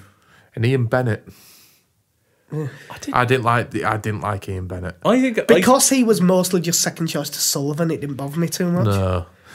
But David Lucas, yeah, he just looked like a pub goalkeeper. He just looked just so out of place. No, looked like a pub goalkeeper was when we got Kevin Pressman. God. But he didn't He was a play. fucking So. pub landlord. But even him though, that Lucas just every time when he did play for us, you just again he was like a fatter version of Paul Hubka, but he could just catch. Yeah. Come pick up your balder, fatter son. son. Right, so the strikers, all two up front. Yep. So, Casey, let you off. First crack. I'm going to go with... By the way, there's loads of options for this. Oh, This could yeah. take a while. There's plenty of options. I'm going to go for two that played for us in the Premier League. The first one I'm going to go for, again, another captain of Leeds in his one season with us, is goal-scoring hero Ian Rush. I have got Ian Rush. He is one of mine. I did think about it, but my first ever game, we won, Ian Rush scored. I couldn't have him in the worst. I think I can't remember if that was the point when you had a season ticket there, we're going regularly, but didn't you also go to the Leicester game when he No, scored? that was away, I think. Yeah, he only scored against That was Chelsea away. at Elland Road. He only scored one goal at Elland Road. Oh, I didn't okay. have a season ticket that year because that was the first year I That was went. 96-97, wasn't it? That The Chelsea year he game won. was fantastic. I went to that in the December, and then the second half of the season we got a half season ticket, and then from then we're off. The year of the 0-0 draw. Yeah, Yeah. but yeah, I did think about it, but because he scored in my first ever game, I can't have him. I think I think that was annoying because I think Wilkinson looked at Ian Rush as, we'll bring him in, he can work with It's some of the the old younger head. players and bring them on, and then it turned out that we had to play him week in, week out, and Yeah. he got 3. Yeah, he got 3. He got 3 2 goals, yeah. goal against Chelsea, 2 against Leicester. And our top goal scorer that season was Lee Sharp or Rod Wallace, depending on if you look at league. I total, remember but- going to a game in the 96-97 season, and our front two were Mark Haley and Ian Rush. Jesus. Yeah. I think that was only for about 2 games as Yeah, well. he Like, George came. Graham looked at Mark Haley and went, well, you can fuck off. Who partners him? Who's your skipper, by the way? I don't think you ever said. Oh, my skipper, it's got to be Michael Brown. Yeah, fair enough. I can't not give it to him. If I'm going to have a shit Leeds team, that man is the epitome of that team. Shit. But partnering Ian Rush is the only Clyde Vinehard. Oh, I think that's harsh. So, Clive Vinehard He wasn't good, but that's harsh. that man should never have been at Leeds. Yeah, but he did no wrong. He was lovely. He was Clive awful. Vinehard. He was awful, but I don't think he was awful enough to be in the worst. No. I honestly, I do not see what that man ever brought to Leeds United outside of He made Huddersfield. Hasselbank better Huddersfield were very grateful and all. By when them Palmer- being by mates. looking bad. by looking bad and being mates. Yeah, we needed a striker. Apparently, Clyde Vinehard was the answer. Well, Clyde Vinehart, Was out on loan by the end of the He season. went to anyway. Huddersfield. weirdly, because of the way it actually kind of worked, Clyde Vinehard was to Jimmy Hasselbank what Lucas Radaby was to Phil Masinga. Yeah. It's just that Radaby ended up better than Masinga, but Masinga Ra- was meant to be the better one. Rather be with Masinga's shipmate just to help him out and settle in. And He just turned out to be really good. I do remember, and this is something I now do on FM at the end of every season, because the first time I went to Highfield Road at the end of that season, that by that point O'Leary was in charge, and he put out essentially the reserves, giving a few players a game, and Vinehard was one of them. And Clyde Vinehard scored that day. So ever since that day, as if there is nothing on the line in my final game of the season on FM, I play the reserves. Right. I do not have Premier League players. I'll do these. Well, one of them is just shite. One of them is shite but a bit cult hero-y. Shite but a bit cult hero-y. Billy Painter. He is my second striker. I have got Barndor in my team. Nice one, Billy. Nice one, son. Oh, I was there for his goal against Preston. I should have been there for that and all. I didn't make it. I can't remember why, but I didn't make it. So happy. I meant to be there with you. Yeah, because I was at university in Yeah. Preston at the time, so I got the tickets, and I ended up taking one of my Yeah, so mates one of who's a your Leeds mates went, fan. didn't he? My mate Roachy, who, the two of us got saw Billy's goal. I saw him score at Elland Road. Is that the friendly against Newcastle? I saw him score in the league against Peterborough. Oh, I did see got the Newcastle. two. That's when I bumped into you after the Newcastle friendly. Were it you? Or were it your mum and your sister? well, saw he does you- look the same as his sister. Yeah. I His did sister see. looks like me. I did see She's your mum older than there. you. That's not possible. Thicker moustache. Yeah, you'd have bumped into us because we all went together. Yeah. I was going to say, because when he scored against Peterborough, I was on holiday then. Kind of like hit his ass and he bundled it over at line. Just fucking. This is a really weird thing to talk about in the Leeds podcast. Can you remember when Gianluca Vialli properly scored with his arse in Yep. Cup Winners' Cup? Yep. And it flew into top corner. Proper stuck it out. Went to block a clear. Just bang, straight in. But yeah, up front, partnering Billy Painter. I won't do his song because it's racist. Oh, you've given it away now for me. Enoch Shawumney. That man had the turning circle of a fucking articulated wagon. I have genuinely seen them turn around in less space than that man. Enoch Shawumney, apparently very smart man, went and got a degree and everything after. I will say that the With his terrible survey that made bollocks all sense. do you shop at the Leeds United Superstore? If so, do you shop there once a year, 3 times a day? Those are your options. Choose one. But yeah, that's my front two, Shawumney and Painter. There were a million options. That is a solid Conference North partnership right there. I don't think you get out of Conference North with that. I don't think you get out of Conference North with that 6 years ago. I mean, if we're going to start on notable mentions up front, Marlon King, Danny Graham. I think it'd be harsh to put Marlon King there because we played him at right wing the whole time. Oh, yeah. It's a bit like Connor Wickham. I was flicking through today and saw Connor Wickham and just went, played well right for Sunderland. Let's stick him on the wing. Yeah. So, but we'll come to his subs because I dare say we've got a few. Now, well, we've kind of covered my strikers because mine are Billy Painter and Ian Rush. Yeah. They are my two. Painter and Rush. So we'll let A you lack do. of goals. So who are your subs then? My sub-strikers, we've mentioned one already. We've touched on him a bit. Cyril Shapley. Yeah. Absolutely fucking god-awful. He looks shite against Swindon. Yeah. That's all I can say. Enough said about him. I maintain Peter Reid did not know who he was when he showed up for training. No, I don't blame And Peter if Reid in any way, shape, Our or form brief for that. conversation with Peter Reid is to be believed. It's true. He Yeah, had that's true. no- Actually, I asked him when we were. What were we at? We went to Fighting Talk's big day out at yeah, Liverpool. it was. Yeah, They and he did a was on the penalty panel. shootout afterwards, and we briefly got our picture with him. We went and asked him about the loanies, and he had no idea who any He of had them no were. idea, man, and said, "Was it as much of a nightmare as I'd imagined?" He just went, "You don't know the half of it," and stopped talking. to us. I believe that's a part of his career he wants to forget.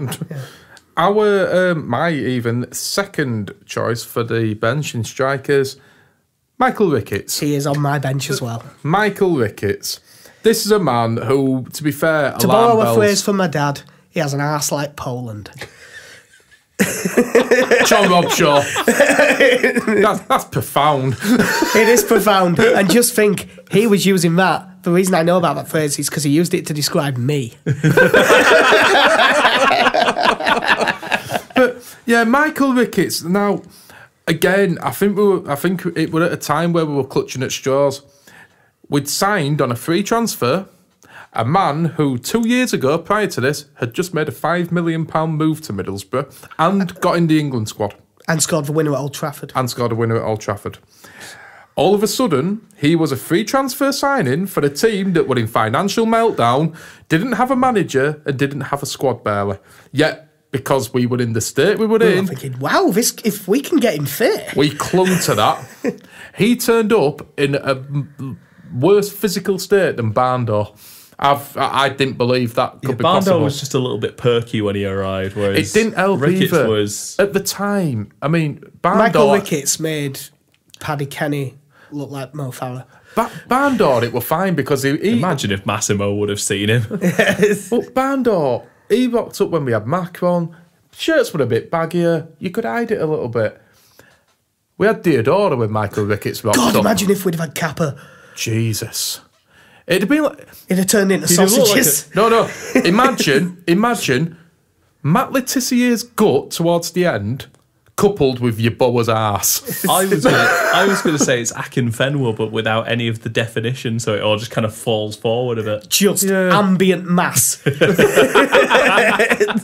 I remember, though, it was the 05-06 season, and we were playing Oldham in the League Cup, and he scored a shin roller, did Michael Ricketts. He actually scored a shin roller. Did he not score against Huddersfield as well? Possibly. I think, yeah, because he played... That was pretty much the only time, after the first couple of games of the season, the only time you saw him was those early League Cup games. Yeah, just... And then we sent him... He went on loan to Preston, I think. He rocked up at Oldham and all for a bit. And if I remember rightly, it was Preston that sent him back. Oh no, he moved to Preston, and then they sacked him because he wouldn't get fit enough. Yeah, Michael Ricketts. It's just awful. It says a lot that we had Brian Dean at that point as well, and he was there basically just Dean to make up the numbers. Ricketts. He got game time ahead of Michael Ricketts. Now I've got naught against Brian Dean. But if you're Michael Ricketts and you've been in England team 24 months prior to that, and you've got a 35-year-old Brian Dean keeping you out of that team, that just tells you everything you need to know. Yeah. Well, that puts me down to one sub left. What are you left? Yeah, just one sub. Well, I had two strikers. One of them was Michael Ricketts on my bench. The other one is Noel Hunt. Oh, Noel Hunt. He was a disappointment. Poor Noel Hunt. I absolutely... Looking... At the time, I just thought it was crap. Looking back, I really hate Noel Hunt. I remember me and you sat in pub. You may well have been there, Casey, as well. We were about half a dozen games into the season. And you turned to me, Jack, and you said, I'm going to sound like a dick here, but... How much longer do we give Noel Hunt? You're not a dick. You're there. I'm with you. The ice has been broken. Oh, finally. Oh, someone said it. He's shit. It's not feel the tension leave there. It's not the player that he was 5 years ago for Reading. Right.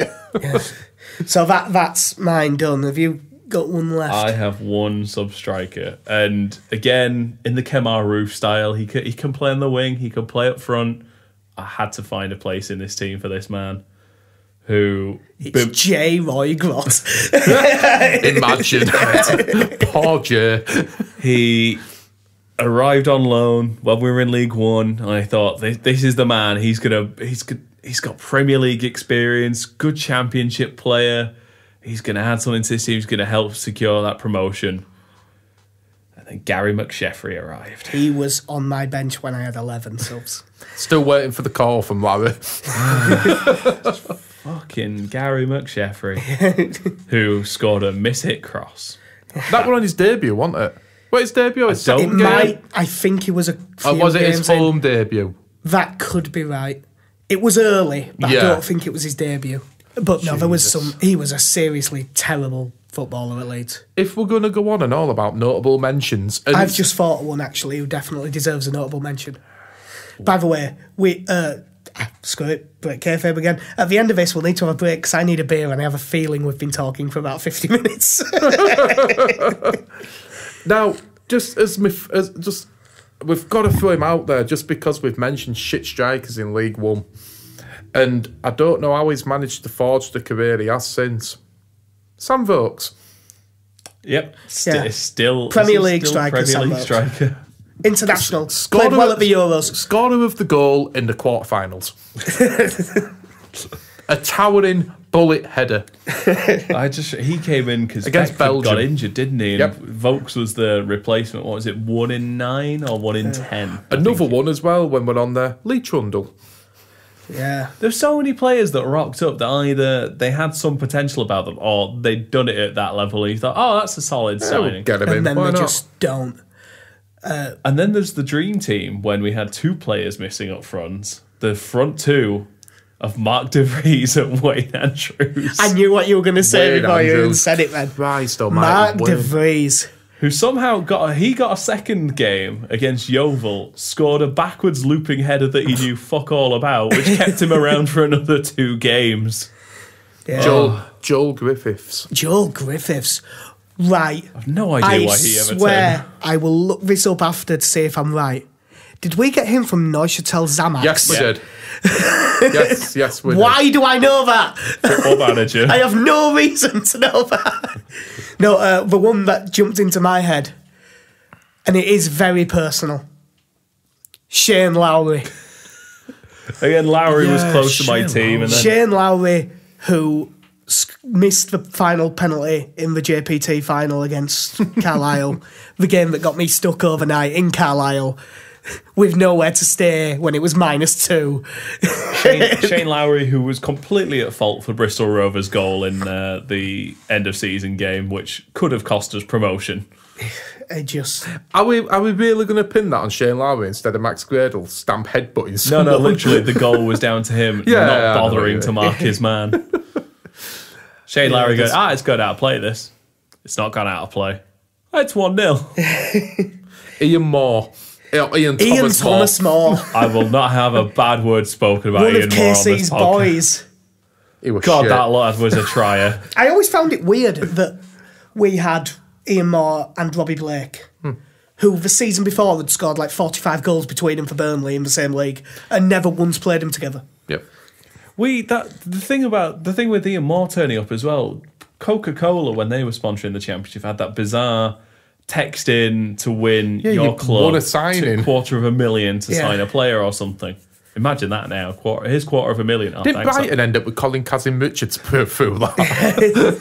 And we won because, as happens when you leave these down to a vote, Leeds fans will be like, yeah, we want this. Yeah. We will make this happen. And Ian Thomas Moore appeared, or as was known at the time, Ian Moore. Yeah. Yeah. I've just had a thought when I was on about people with an arse like Poland. Sean Gregan. All I remember is just see it were no longer Roda. It were, Roda! It's a fucking billboard, his ass. Him and Paul Butler. Right, Paul Butler as well, nice. Paul Butler was poor, but not quite. Paul Butler I liked because with 20 minutes left of any game we weren't winning, he would just go up front. He needed no cue, just like, boys, I've got this. He didn't have it, but he tried. I wouldn't put him in, I wouldn't quite say he's bad enough to be in this, but Ian Westlake. He were more disappointed. He were a bit like the Jermaine Wright sort of thing. He were the next one on. He were just It was disappointed. the proper failed youth class because when Ipswich got Westlake and Dean Bowditch through, they looked like being world beaters, didn't they? yeah. And it just... They had Ambrose as well, didn't better they? than Darren Ambrose. Darren no. Ambrose, I forgot about. I He forgot went- he existed. Actually, he was quite good. Bobby Robson signed him for Newcastle. So I know we're just going to briefly enter a quick game of just throwing names out there now, but solid shout for Leandre Griffith. Jesus, Leandre Griffith. Danny Cadamartri. He literally played like one League Cup game, didn't he? And then we released him again. Didn't he go back to Bradford? I can't remember. But I mean, that again, like I said, our first season after we'd been relegated from the Premiership and then the season after we'd lost in the playoff final, both seasons we went through, I believe it was 52 players. Yeah, it was ridiculous. Whereas the wasn't it? season we qualified for the Champions League, do you know how many players we used that year? 18. Yeah, it says everything, doesn't it? I just managed to see an old version because I think the only one that was on my bench when I had 11 that hasn't come up. Darren Kenton. It was Kent. mentioned briefly. No, but he was not as a mentioned. I pick, think he was it? one of your guesses for him. Yeah. Wasn't he? Yeah, Darren Kenton was on my bench of 11. Kenton. Jesus Christ. There's again of the honourable mentions that I didn't say. There is Anthony Eldings on there, my brother from another mother and Yeah. father apparently. Yeah, you really do look alike. it's- that it's- picture of the two of you. Yeah, is- it's double. Dan Harding's on the list. He was just. Oh God, Dan Harding, yeah, He's playing for Whitehawk now. yeah. Yes, he is. I love seeing that today. Yeah, he played. Did he play for Southampton after us? Yeah. Yeah. Coincided with them getting relegated to League One, but still. Zumana Kamara is on the list. See, I wouldn't have Zumana Kamara on there, mate. I mean, all, he wasn't good, but no, he played for PSG, you know. he was still playing for PSG like 2 years ago. Yeah. And he got the odd league appearance, you know, when they were playing Brest or something like There that, was you know. a brief period when I was going to put... You have to correct me if I'm wrong here, because I always get them confused, but I'm pretty sure we had Stephen Caldwell on loan. Yes, it was Stephen from Newcastle. He just missed out on the list as well. Wasn't he part of the Woodgate deal? Quite God, possibly. I hope so. Yeah. He was part of Woodgate He deal. played when we got absolutely destroyed at Highbury, didn't he? I remember watching him. Wasn't that the one where we played Dewberry and like... Dewberry and Caldwell, Radabit. and we played a high line against Thierry and Henry. defended the halfway line. You had Lucas Radabit, who, bless him, Centre-mid. were trying. And Thierry Henry were just... And you could see him running as if to say, I'm trying. Just please, come on. I think we went with a 5-4-1 or something like that. 'Cause Radaby, Dewberry and Caldwell were in defence. We had Matteo and Smith in centre mid. Premier League era. Jody Morris. Yeah, it's just a god-awful footballer. Yeah. And, you know... The only one that's jumped into my head since is Robbie Elliott. Robbie Elliott. Steve Stone. He were bad for Leeds. He was, but that was more injuries than... Even when he played, he wasn't great, though. What a... You got your Armando Sars of the world. Felipe da Costa. But no, so as final thing, I was in goal, Paul Hubka, back four, Scott Wootton, Rocky Jr., Giuseppe Bellucci, Fede Pisoni, Jermaine Wright, Paul Ocon, Michael Brown, Ryan Hall, Enoch Shawumney and Billy Painter.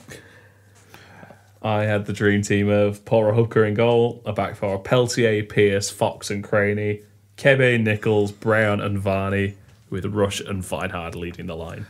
And I had Hubka in goal, Rocky Jr., Darren O'Day and Matt Heath in defence, a midfield five of Jermaine Wright, Seth Johnson, Thomas Brolin, Danny Hay and Kevin Nichols, and up front, Billy Painter, Ian Rush. Right. So that will have taken a while, I dare say, as we knew it would. So let us know on Twitter, what would your worst 11 be in Leeds history? I'd love to hear from some people who are older who can pull up some shite from the 80s that we don't really know. I'd love to know if there is a worse goalkeeper than Paul Hopke. Just wait until we hear Vede Valdlon again. But no, let us know on Twitter at Mighty Whites Pod, and I know that took a while, but we'll see what happens. And once we've gone and got a beer, we will preview the games that we've got coming up over Christmas.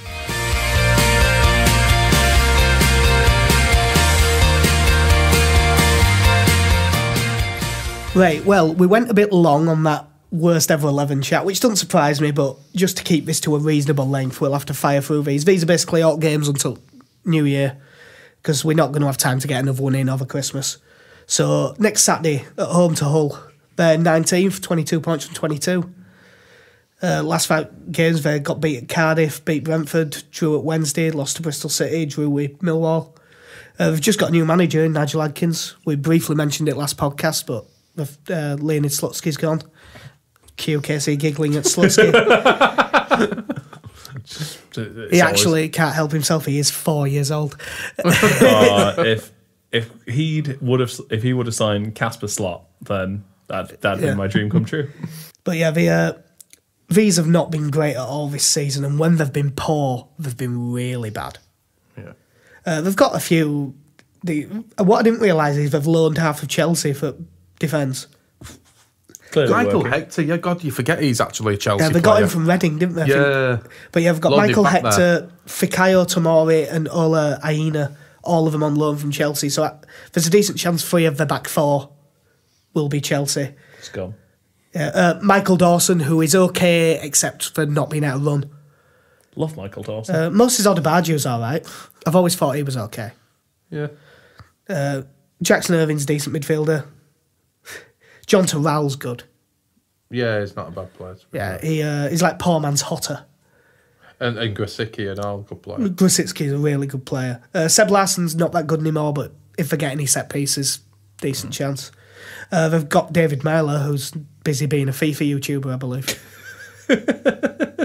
Seriously, he's got like hundreds of thousands of subscribers. I'm not surprised. He's quite successful at it. He gave up on his budding MMA career after his altercation with Alan Pardew and thought, fuck it, I'm playing FIFA now, that's it.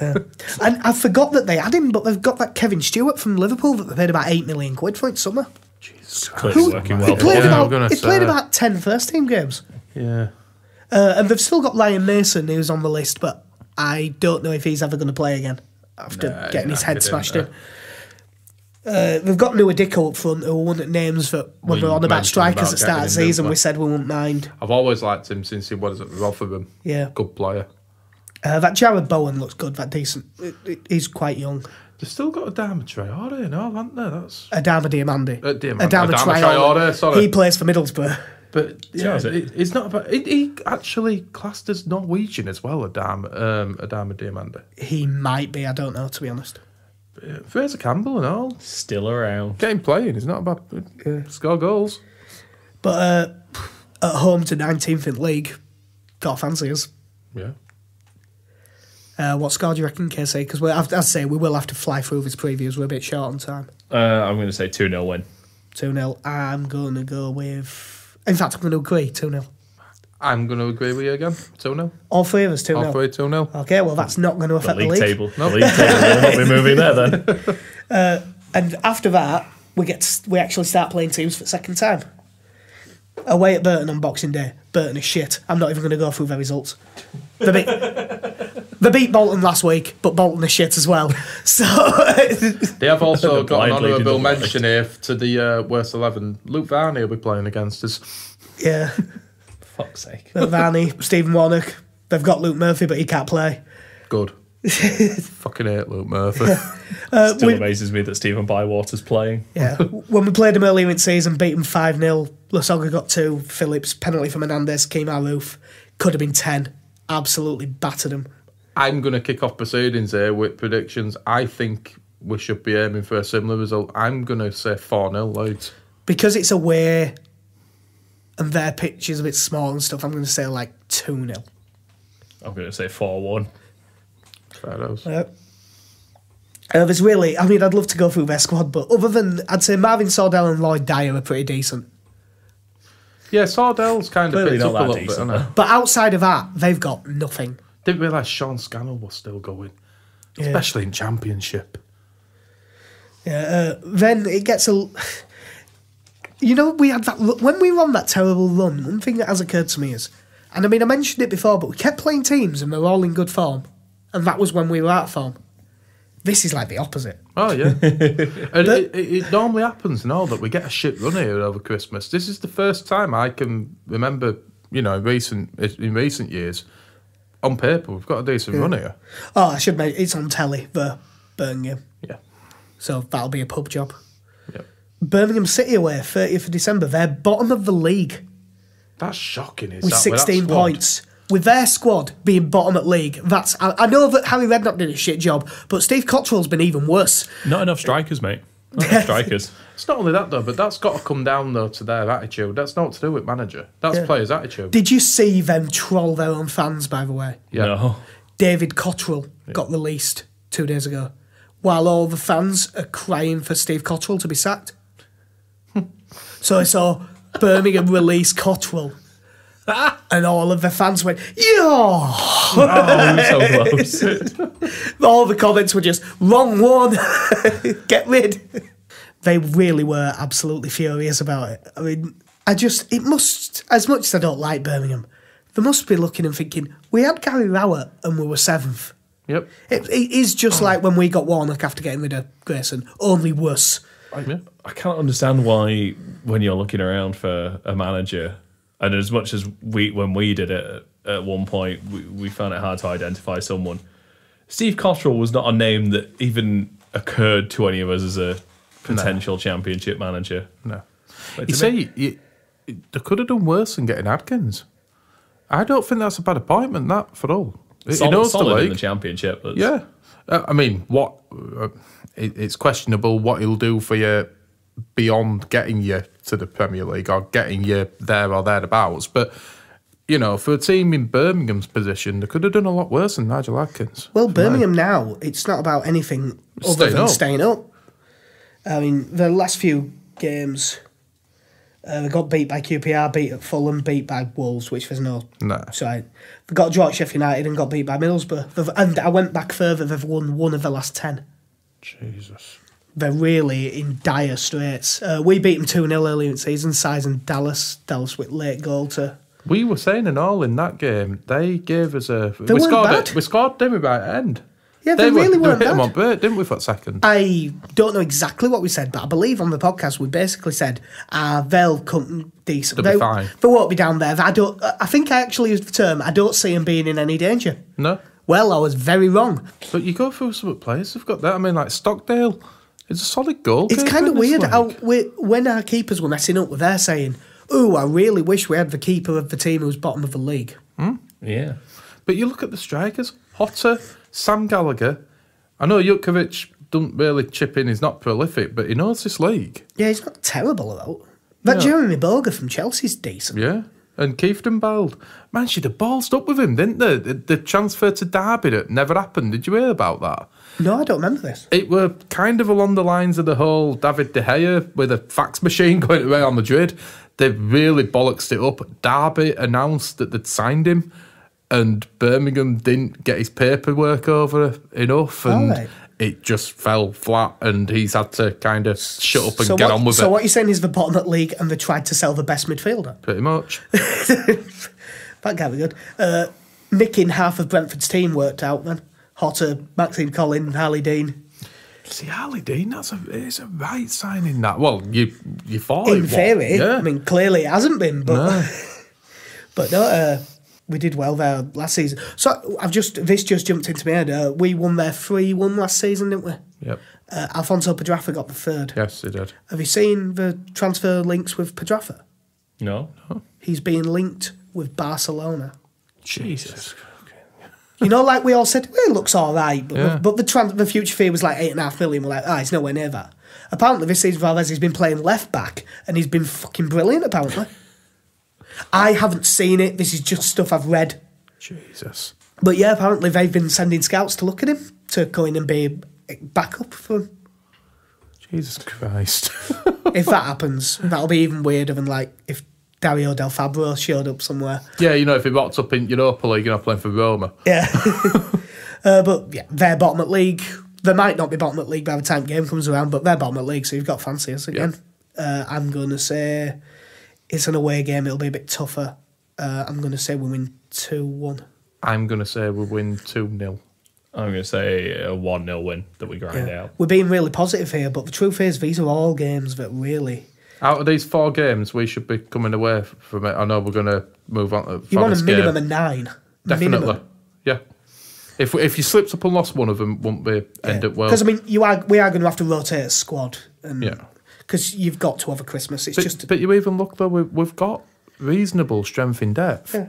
You know, it is there now. Well, what have we got available to us? We've got 4 central defenders. We've got an absolute boatload of central midfielders. Well, the only thing we're short on is strikers, but that's mostly injuries. Yeah. Oh, like Lasogga... Does J. Roy start against Burton? No. I'd sooner Jack Clark started. Or come to Menezkov. He scored last night. Yeah, he did score, yeah. As did Bryce Hosanna. Yeah. I haven't seen it yet, but apparently it was a pretty good goal. I've not seen all of it. I'd heard that he got the equaliser. Yeah. At least he's scoring goals and not starting fights this week. I'll be honest, I forgot it was on. I was watching the Everton. They got beat, didn't they, in the end? It was 2-2. Oh, did they get beat? Was it Bolton? Yeah, Bolton, yeah. Temenuzkov's goal was an equaliser quite late on. Right, fair enough. But yeah, so we've all got us winning them, and last Forest on New Year's Day. This is also on TV, but it's at home, so it's less of a thing. These are 11th. I watched the game. I were on holiday when we played them, and we beat them at City Ground. Absolutely battered them. It was one of his best performances of the season. Like, the most enjoyable in a way was the Burton game, but that was against Burton, so I don't really count it. I thought Forest away. 2-0 and we deserved every bit of it. I thought we were really good. The minute we kicked off, we were sat in a bar and there were a few Forest fans in there as well. And after 10 minutes of that game, even Forest fans were saying, well, this is yours. This is yours to throw away. But you're just all over us. And we bullied him. We knocked him about. Even J-Roy, when he came on pitch, he knocked... Yeah, he put someone in stand, didn't he? It was Traore. It was a Traore. He just knocked him He's flying. apparently really out of favour at the minute. He's fit but hasn't been playing, but he should come back in. I was reading that Warburton in his press conference basically said they're a bit knackered. Matt Mills, Danny Fox, Deweyquer and Jack Hobbs are all injured. Tell you what, that's a decent forward, is that and all? For Championship, it's not a bad So forward, they've basically got a back four out. Mills and Hobbs centre back, Deweyquer right back, Fox left back. So you would think... Eric Lehigh there as well. Decent player. I liked Lehigh when he was we all liked Lehigh's Lehigh when he decent. was on loan. Michael Mantian's pretty decent. Yeah. Star in Germany. Yeah, obviously they've got Brigcut. Again, good player. He's good. He won't get in our team, but he's still a decent enough player. That and one of my favourite names at the moment, Andreas Bouchalakis. Yeah, boom shakalaka. Boom shakalaka boom. Ben Osborne's all right. Matty Cash looks pretty decent. They've got a lot of good youngsters at Forest at the minute. They've got one of the players who I know we've all heard of him, but with me keeping a bit of an eye on Celtic and Rangers, Barry Mackay. Yeah. Good player. Really, really good player. We said before the first game that Ben Mackay's good. Ben Brereton... He's really been scoring goals and all, hasn't he, Ben Brereton? Brereton's done it like that. Kieran Dowell's got 8 on loan from Everton. Apparently he scored a hat-trick on the 31st of August. And Everton tried to call him back because obviously they were in the shit. Yeah. And had no strikers because Sandro's done no. Yeah. So they tried to bring him back, but apparently there was a fee, so they couldn't get him back, and they tried to give him the money, and it just didn't happen. But he's been really good. The one that I hadn't heard of before this, but he played in last game and apparently did quite well, Tyler Walker. It's like an attacking mid-forward, and it's Des Walker's kid. You'll never beat Des Walker. I was going to say, you can't say that he'll have learnt from his dad much, because he was a centre-half. Opposite ends of the pitch. And main centre-forward's been Darryl Murphy all season, who's solid. He's getting on a bit now, but... Yeah, it was a bit odd that Newcastle had him. I know, granted, they didn't really need him, but, you had a player there in Darryl Murphy that's banged goals in the Championship all his career. He's done the rounds at this point, hasn't he, Darryl Murphy as well? He's had some clubs, hasn't he? But whenever he's been, if he's been picked, he's scored goals, and then Newcastle just... A bit like last time they were down and they just signed about 4 strikers and you never saw any of them. Yeah. But this season they've been a proper mid-table team, like the 11th, but the form, lose, win, lose, win. To be fair, it's an improvement on the last couple of years, though, isn't it, for Forest have been struggling out the last it's couple of years. looking like mine and Casey's prediction that they'll go down isn't quite going to come in. No, I think if you offered most, realistic Forest fans where they are now, they'd take it. Take it and go again next year, especially with them having good young players. Yeah. If you hold on to them, and build on that. Still fancy us, though, at Ellen Road. It's a bit weird. We should beat Forest. Yeah. I think that we will draw 1-1. Right. When was... I don't remember. I've just got this feeling that we're not going to beat them. I don't remember us ever having a particularly good New Year's Day game. The last one I can definitely remember is we drew 1-1 with Middlesbrough. Ross McCormack should have won scored, it at the Ross end. McCormack scored a diving header. I was monumentally hungover. And if we'd have nicked that game when McCormack should have scored, and that would have been the most undeserved 3 points ever. Yeah, we got battered for 82 minutes. We were shite. But yeah, I can remember I think me and Connie went to that game on yours and your mum's season tickets because you were out of the country. Yeah, we were on holiday. Yeah. That was the day I offered you food from a very reputable food van. Yeah. That's based near Ellen Road on match day. Chips and curry sauce. And with a curry skin. sauce had skin on and I was really hungover. At 11 o'clock in the morning. You nearly made me throw up by putting it under my nose. Yeah, that's when we went through that period of just drawing. I think we drew 3 games in a row, didn't we, at that point? Yeah. But no, I just have this weird feeling that one's going to be a draw, 1-1. I am going to go... I'm going to be optimistic. I'm going to predict 4 wins out of 4. I'm going to say a 2-1 win. I'm going to say 1-0 to Leeds.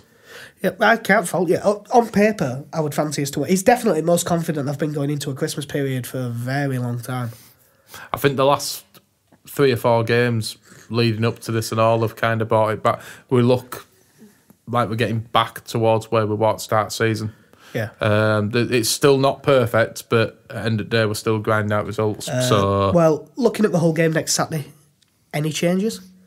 No, not unless Salt crops up in between now and then. No. I agree with you wholeheartedly. I can't think of anything that they would do. I think, to be honest, if there's a game you're going to make a couple of changes in, it would probably be a couple against Burton. Yeah. That's maybe when you look at... I'd definitely rest Phillips, because Phillips is on 8 yellows. Yeah. And he's played pretty much every game. He is going to pick up the bat. He is going to get a 2-game ban. He's going to get 2 yellows between now and April. But I'd rather that he definitely... If he was going to miss one, it'd be Burton. Just to drag it out a bit. I think at some point and all, again, possibly at Burton, I'd bring Anita in at left back, play Berardi at right back and give Ayling a break. If he's going to rest one again. If he's going to do it again, because he's played a lot of football as early. He's even been playing at League Cup. I also think Burton away, even if Roof scores against Hull, Burton away would be where I brought Lasogga back in. Yeah, give him a bit of confidence if he's just coming back. If he's gonna, which is a bit harsh on Roof. Because Roof would be looking at that game thinking, fucking hell, here's a chance to... Yeah, but it's for the right reasons, though. I'm with you on it. It's for the right reasons. If you've got someone like Lasogga who's just coming back... But I think that'd be enough at 3. I wouldn't want to make more than that. Yeah. No, you still need to keep that continuity there, don't you? But, yeah, unless all's forced on him. Now, as far as I'm aware, no one's picked up any injuries, so...